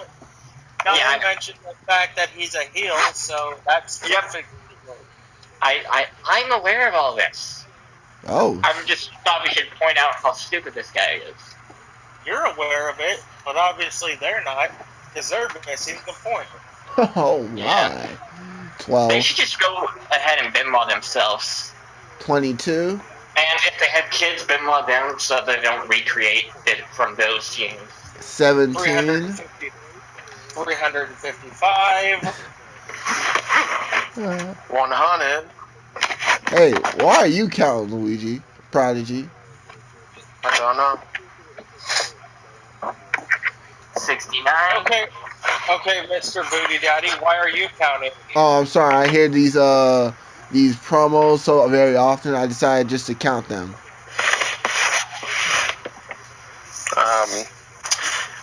So the United States Championship match. Hey! Do not ignore the Team 4-Star reference. So the United States Championship match. Maybe you want to drown a sack of puppies. Why would you drown puppies? Because they're cute and cuddly.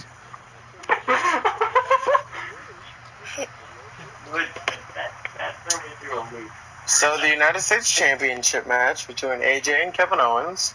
It was good. You mean the Shane McMahon show? Oh yeah, Shane McMahon was way into it too much. He looked like a kid going to a wrestling event for the first time. It's like, they can actually do those moves? Hey, so who is the better special referee, Baron Corbin or Shane McMahon? We'll get to that. Obviously Corbin. Obviously, Prodigy. Oh, I thank you. say Corbin, that is. They pulled him out of. This is where I'm getting into a gripe about this match. They pulled him out of the match and had Shane come back, which the entire point of that second match was because he was upset that Shane screwed him. Look, it's obvious And now that. he can be upset that Shane screwed him again, so it continued storyline. Why are you upset Oh my, about that? holy Why are we crap! continuing it? Oh, time out. Wow, I That didn't actually expect. doesn't continue it because they flat out said that if Owens lost, he doesn't get to challenge AJ for the title again. Yeah, Yes, that but it furthers continues this- Team AJ versus Team McMahon at Survivor Series, and AJ can move on. What's the problem? Why Team. would it be Team AJ versus Team McMahon? He meant. He Because meant. that's what the plan is. That's what this whole entire plan this whole time has been, to build up for a match between Shane and Kevin Owens. Yeah, but he said AJ. Yeah, we know. He meant to say Owens. It's okay. Stop being a douche. Oh, okay. Yeah, but I get it. Still love you though. yeah, I'd give the match a 3.5, 3.5. Am I the AJ only retaining, one? AJ retaining here was, the right move, of course. Yeah, phenomenal pick. And that's all I gotta say. No pun Are intended. we sure it wasn't the left move? Am You I? said it was the right move. Okay. He hates that. Am I the only one that feels that this was their worst match? And it, The hell? wow.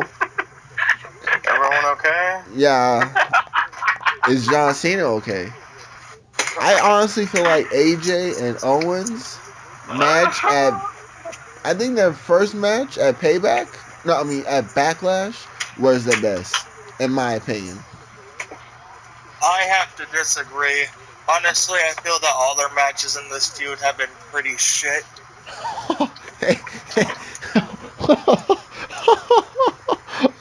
Oh, damn. My favorite was the triple threat that had Jericho involved.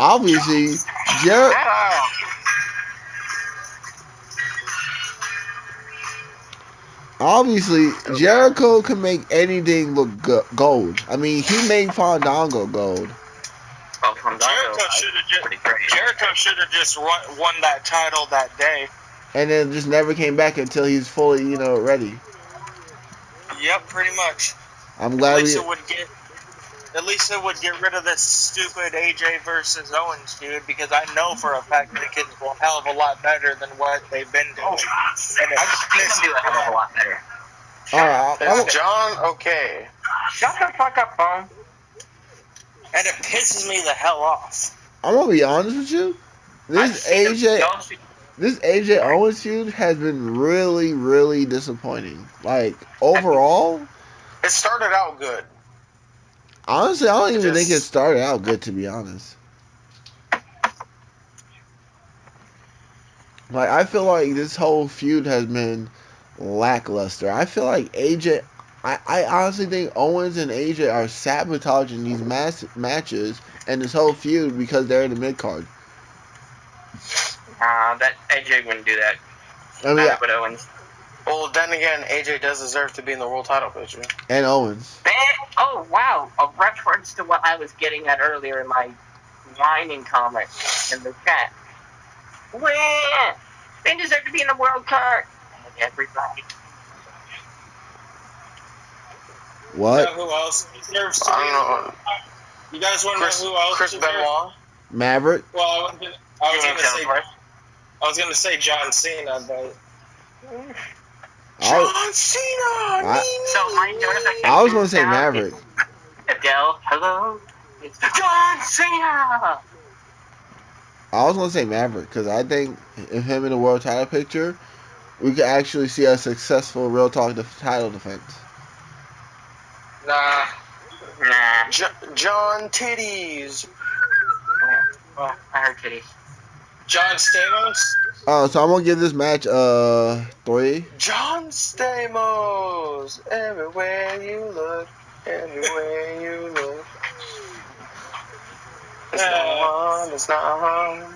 And I think it needs a fuller house. Right? Yeah, I didn't even try that show. It was like dumb. Oh, I didn't try it either. I don't like when nostalgia is ruined. Exactly. I'm the same. Everywhere you look. Everywhere you look, and you're looking, and Gender versus Shinsuke. Stamos. Everywhere. Shut up and go with Gender My versus rating Shinsuke for the already. United States title match is 3. I will be giving it a 3 as well. Alright, so at least they put on a solid match. Yeah, they always put on solid matches, but they can always do better.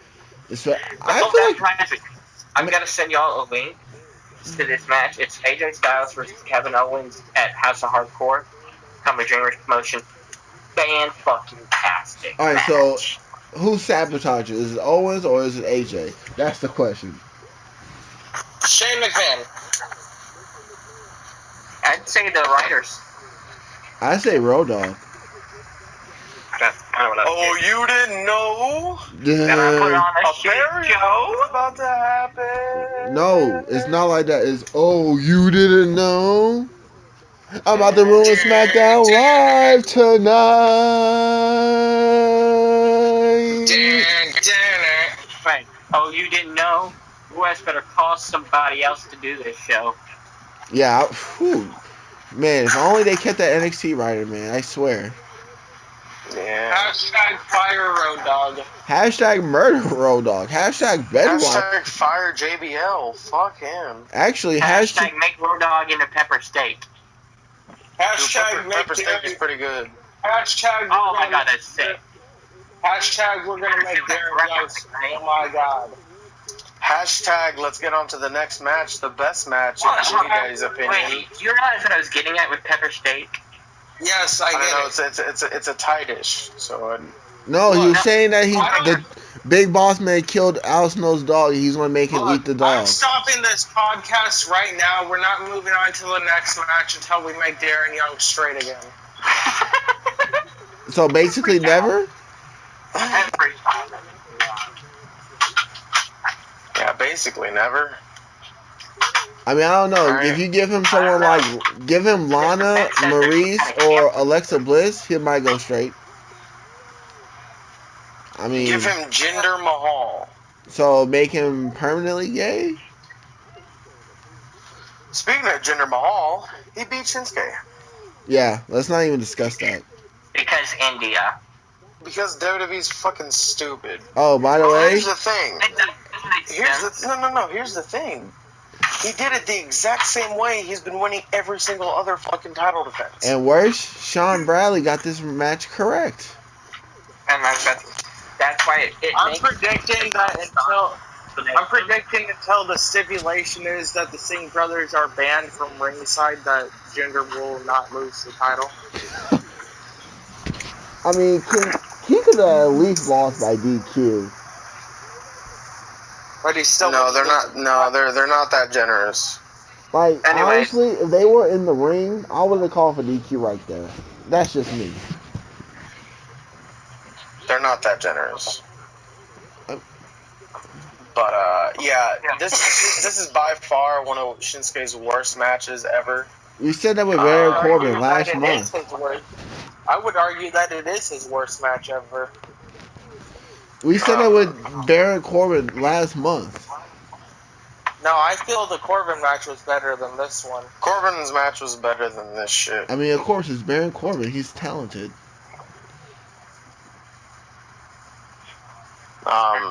That's But Jinder, but yeah, I don't know what they're doing with Jinder anymore. It's getting annoying at this point. What, That's why I'm India? saying this match makes sense. Because as said, the India tour is in a month. They took it off. If they did all this before the India tour, and they took it off in 1 month before it, that's pretty stupid.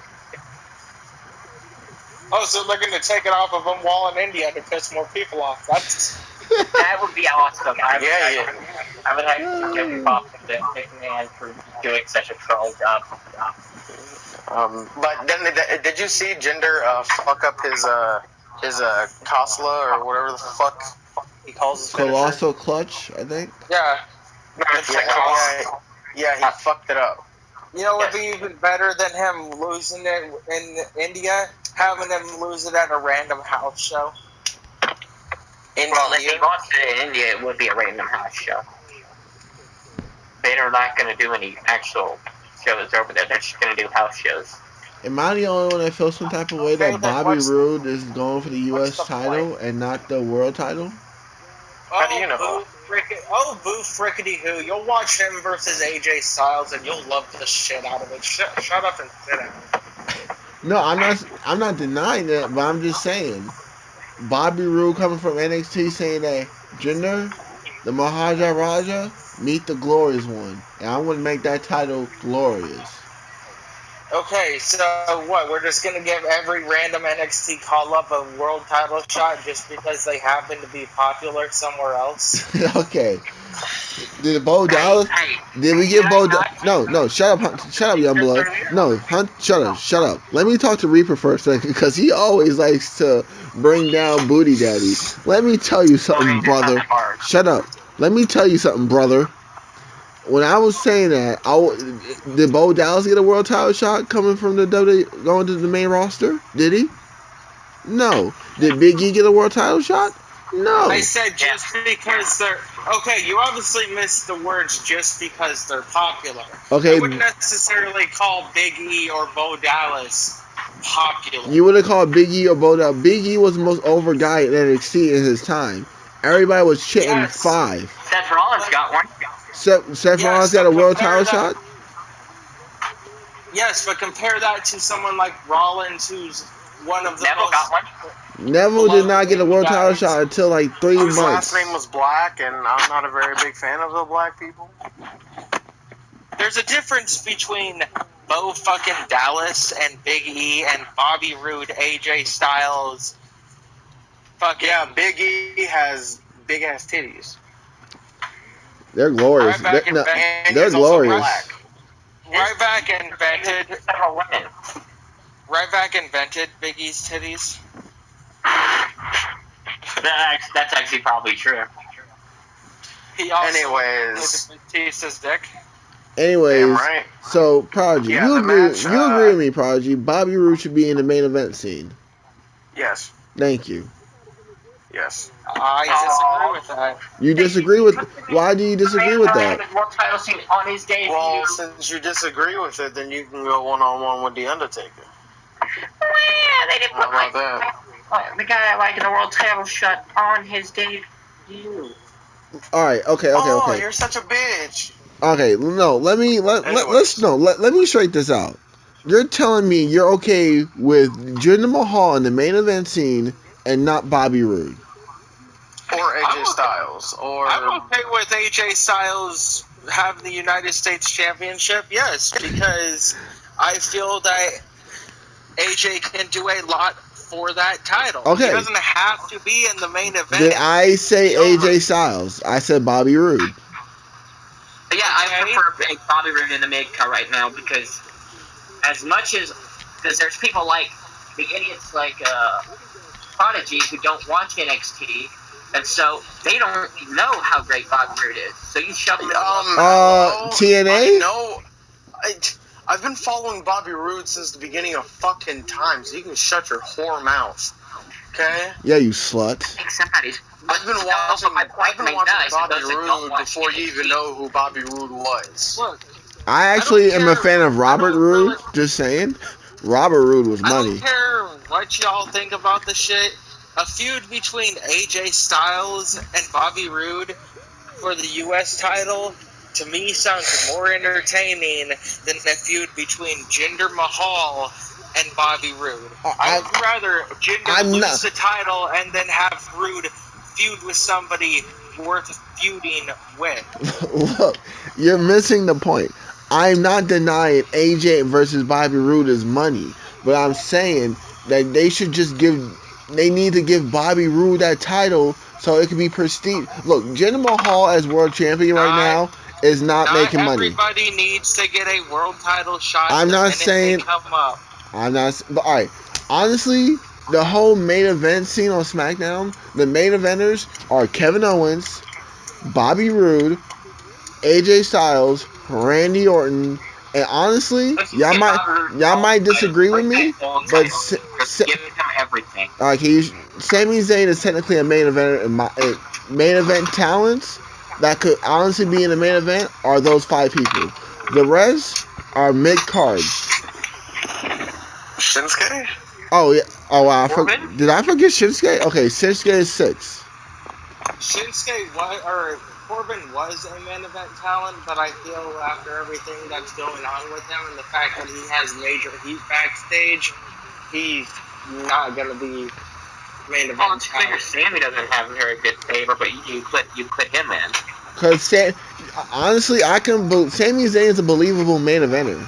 His wrestling ability and his running. Corbin isn't.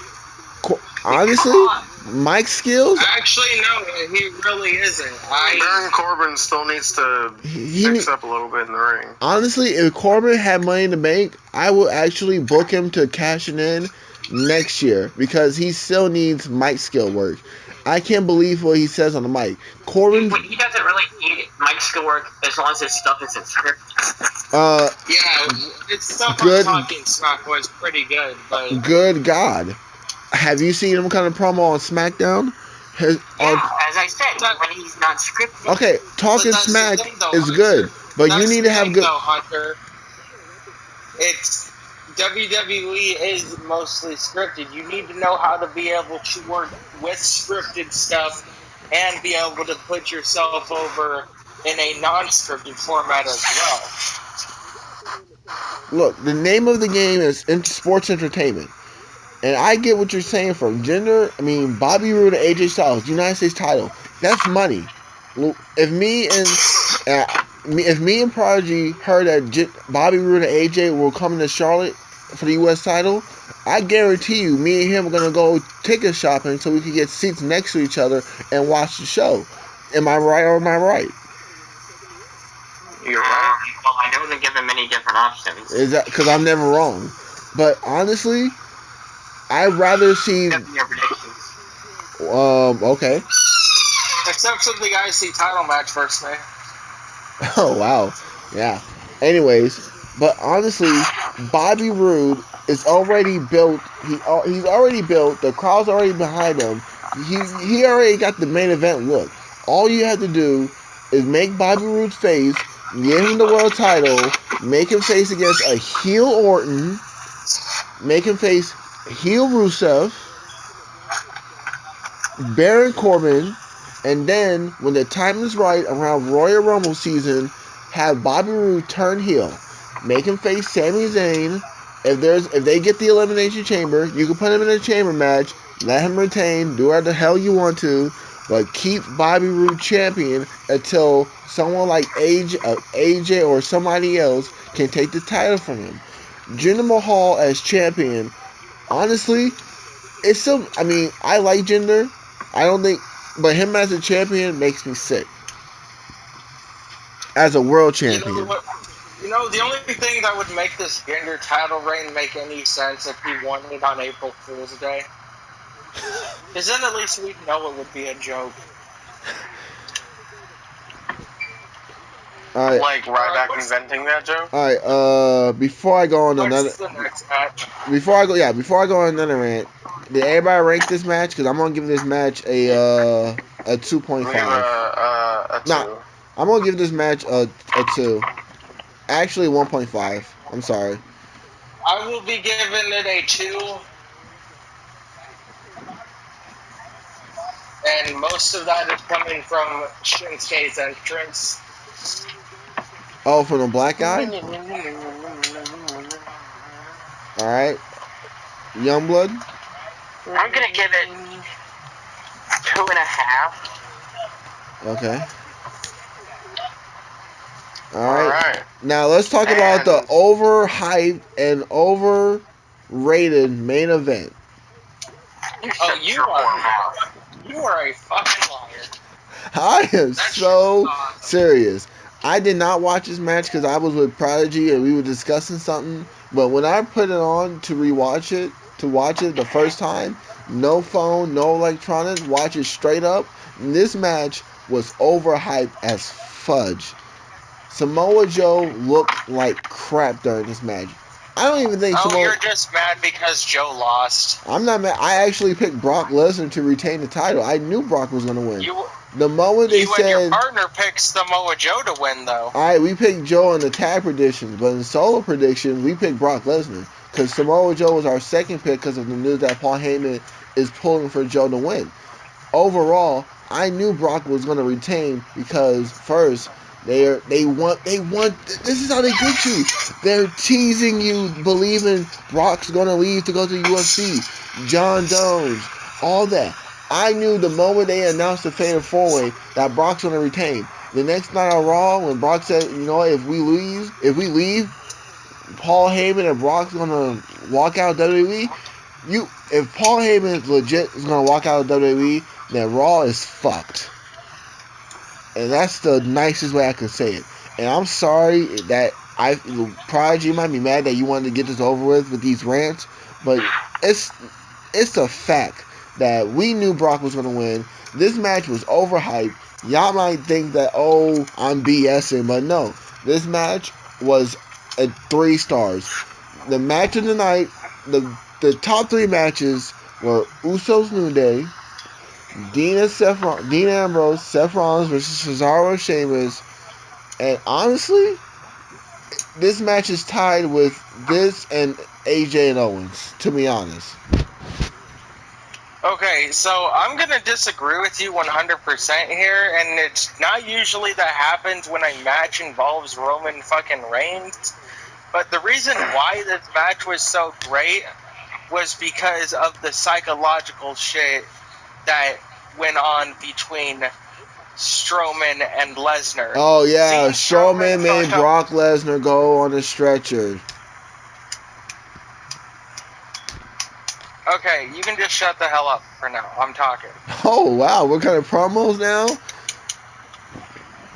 I mean, much as I love Motorhead, please come back, Mr. Hunter Hearst Helmsley, CM Punk 2011. Go Reaper, say your promo, cut your promo. Because I know you, deep down, you must really hate that I'm right and you try to find your best way to prove me wrong, don't you? You can't live to the fact that I am right and you're wrong. Okay, I wasn't really cutting a promo. I was more going to talk about the match itself and why you were wrong about your thoughts on the match. But since we're breaking the whole no gimmick rules,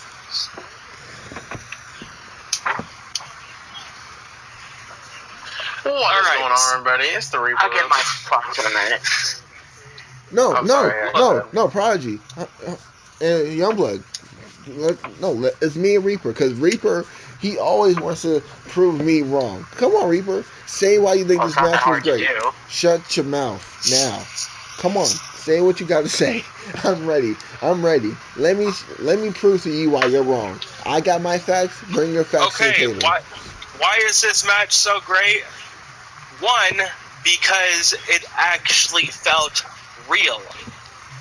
We all knew that Lesnar was going to walk out with the title. Big whoop. Just because you know something's going to happen doesn't mean you can't be entertained by the path it takes to get there. 2, why it was so great was because not only did it have a physical side to it, it was also a psychological battle. You didn't know who the hell was going to fuck who up and shit. You didn't know what the hell was going to happen. Fucking Lesnar, who has been dominant the whole entire time, got fucking mollywopped, but through 2 tables, had a table put on top of him, taken out of us on a stretcher, which, yes, in a sense, I get what you're saying. People might have seen that coming, but at the same time, after years of build-up as Lesnar being the dominant person in WWE, to see him fucked up like that was at least something new. If I wanted to see Lesnar just do the same shit and suplex everybody, I would have turned off the television and went back to watching him versus John Cena. At SummerSlam. Wait, if you turn off the television, you're gonna have to turn it back on. No, you can watch it on a computer, a phone, tablet. I watched SummerSlam on a TV. I could have turned on the network on my computer. Is that and all? Watched it there. Or do you have more proof? Look, I don't care what you say about the match. You have your right to your opinion on it, but I'm just saying you're wrong about it. Because if you're, it sounds to me you just want more of the same old shit. Reaper, new era, same old shit. Reaper, I'm glad you said that. Everybody has the right to their opinion, but just know that your opinion is flat wrong and my opinion is right. And I'm curious to hear how you guys think, because honestly, what I saw in this match, I saw Joe look weak. Joe, that doesn't even look like Samoa Joe. That looked like okay. So do you have any arguments that doesn't involve Samoa Joe? Because obviously you're just basing your argument on the fact that Joe didn't do shit. No problem. You're not focusing on the match. Other than Samoa Joe looking completely weak, it wasn't. It didn't feel no impact. The only impact was just Braun and Brock through the announce table. Other than that, even when it was just like Brock, it was just like one-on-one with Braun and Roman and Joe. I didn't feel nothing. Like the whole match, I feel like the only thing I can actually recall is what you said with Braun and Brock. That's it. The whole match is forgettable. Like there was no spots that's memorable. There's no like, oh, holy crap, this happened. We almost had a new champion. Like honestly, can you tell me anybody like who, like what do you remember most of this match besides the whole Braun and Brock part?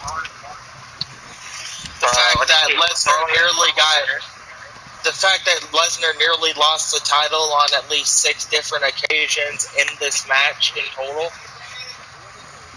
The fact that Lesnar barely escaped the match. Don't forget there was the chair shot at both Reigns and Joe. Another big moment. Reigns went in there to take out Braun and he bounces off Braun. And then Reigns carried Lesnar through the barricade was another moment. Alright, okay. You know what? What do y'all give this match? I'm curious. Alright, now I would like to give my thoughts on it first, though. So my dad had called during the match, and I was relaying to him that while Lesnar was getting put to the tables, and I was like, so Lesnar is supposed to leave WWE if he loses, and I said, I'm not sure if he's going to stay on the earthly plane. Like, it was an unbelievable beating of Lesnar.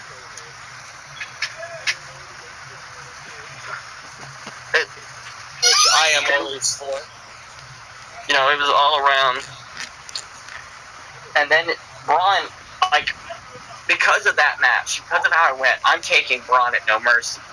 I don't go against Lesnar very easy. I mean, you went with Samoa Joe at first. Yeah, I did. But I didn't end up with Joe. Okay. To be fair, I was thinking about picking Roman at first, but I went with... Anywho, let's get the ratings out because I'm dying to hear this. Reaper, get your sites ready. Y'all votes might kill me. I give it a 3.5. Ooh.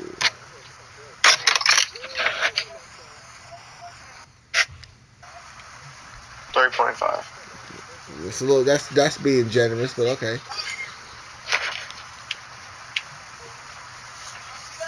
I would give it 4.5. Whoa. Only reason I'm not going to give it 8.5 is like it looked really weak as to how they took Braun out of the match to the finish. I'm going to give the match 4 stars. I believe the 2 tag team matches were better, but I still believe this was the 3rd best match on the card. I'm giving this match 3 stars. My top 3 matches would be the Finn Balor Bray, then the Fatal 4-Way, and then the New Day versus Usos. So, Okay, so I say. those matches are better than the New Day versus Usos? Yes. Alright, so I say. Racist. Okay, go ahead, Reaper.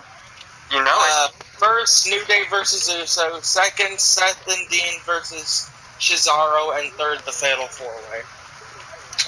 I say New Day Usos, Cesaro and Shield, and then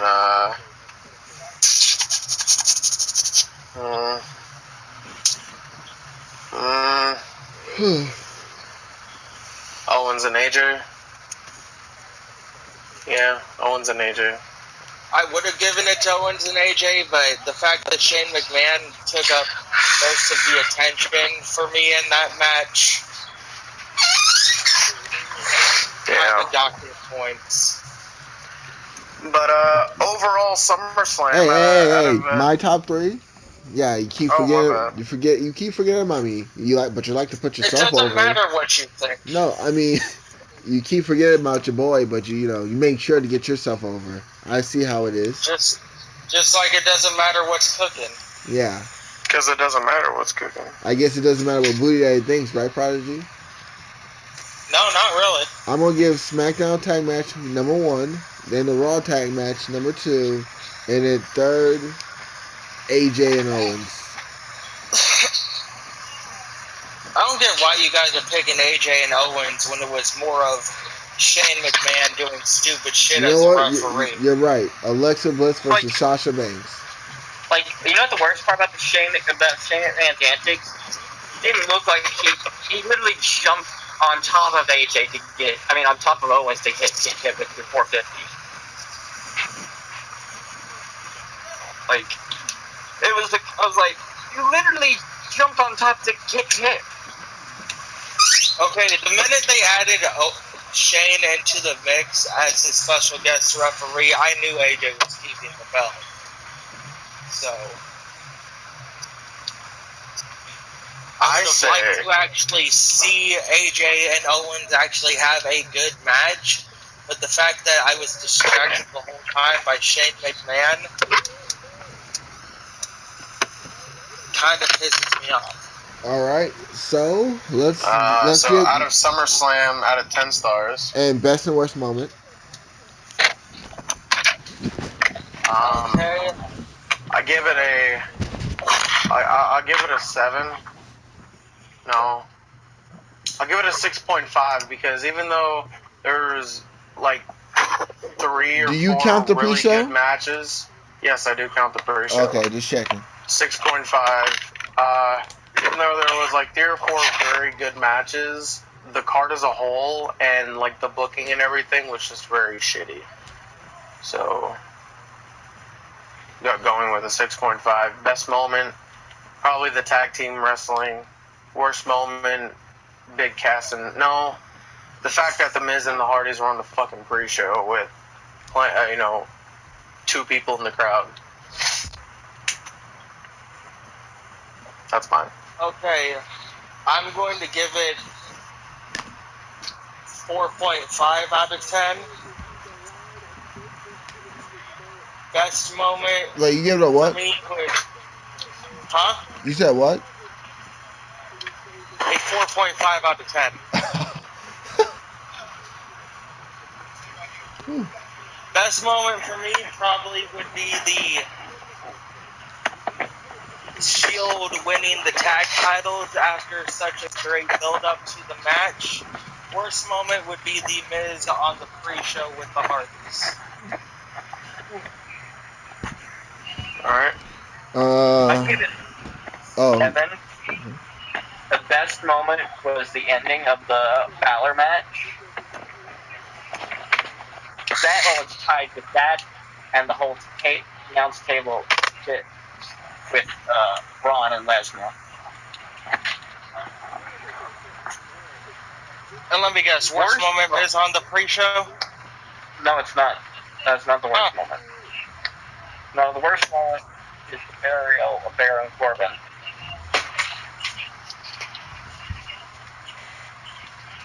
Okay. All right. Well, to be fair, the burial started on Friday. This was just the Friday? after. Or, yeah, the burial started on Tuesday. This was just the after-party services where they served the cake and drinks and talk about how good of a person he was.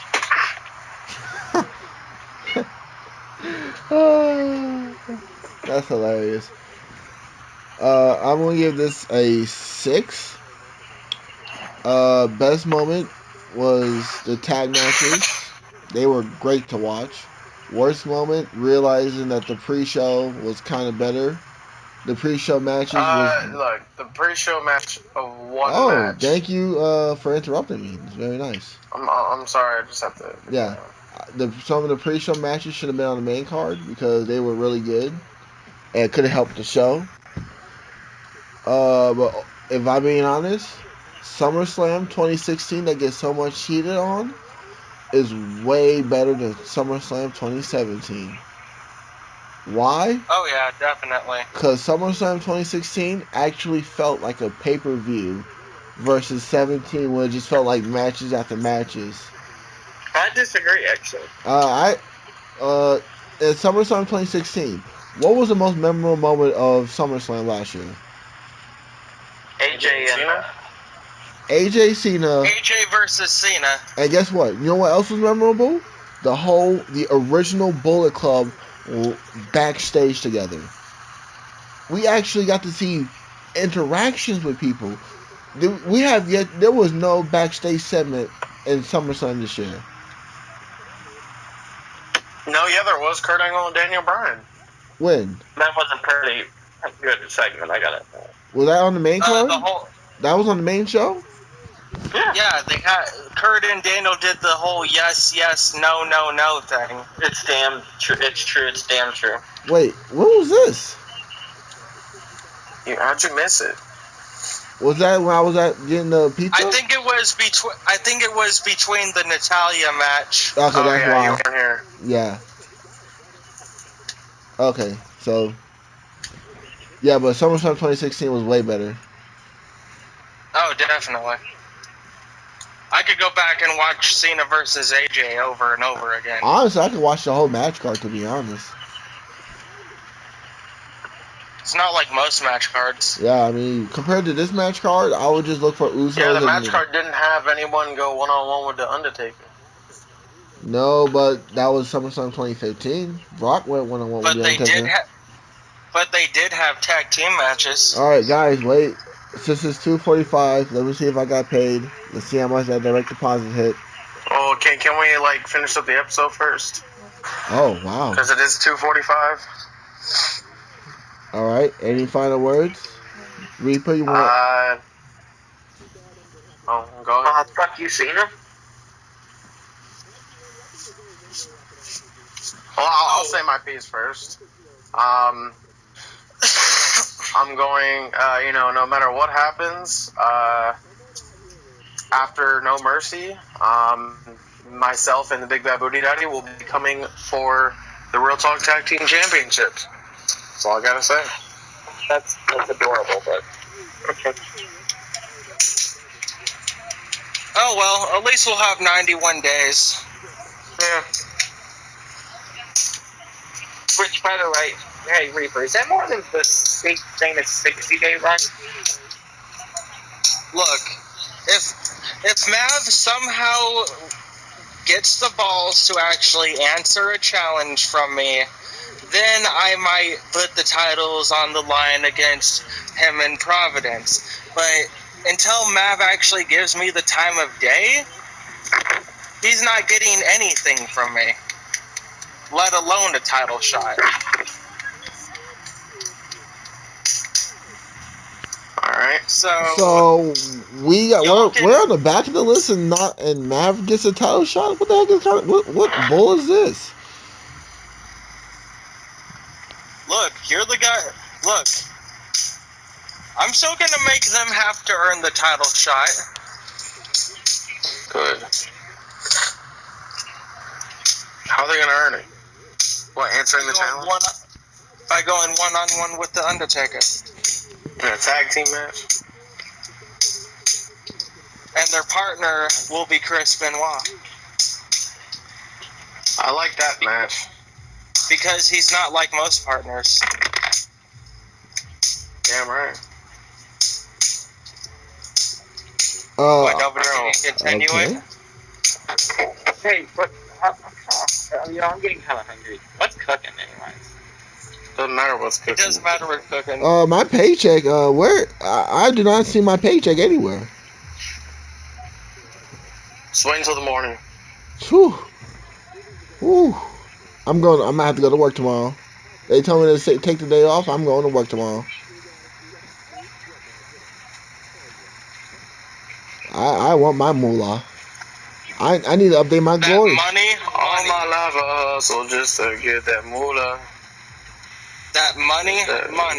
Yeah. That money. But other than that, this is Real Talk Wrestling Podcast. Give us a like, give us a share, give us a comment. We love doing these episodes with you guys, so help us grow. And we'll see you on the next one.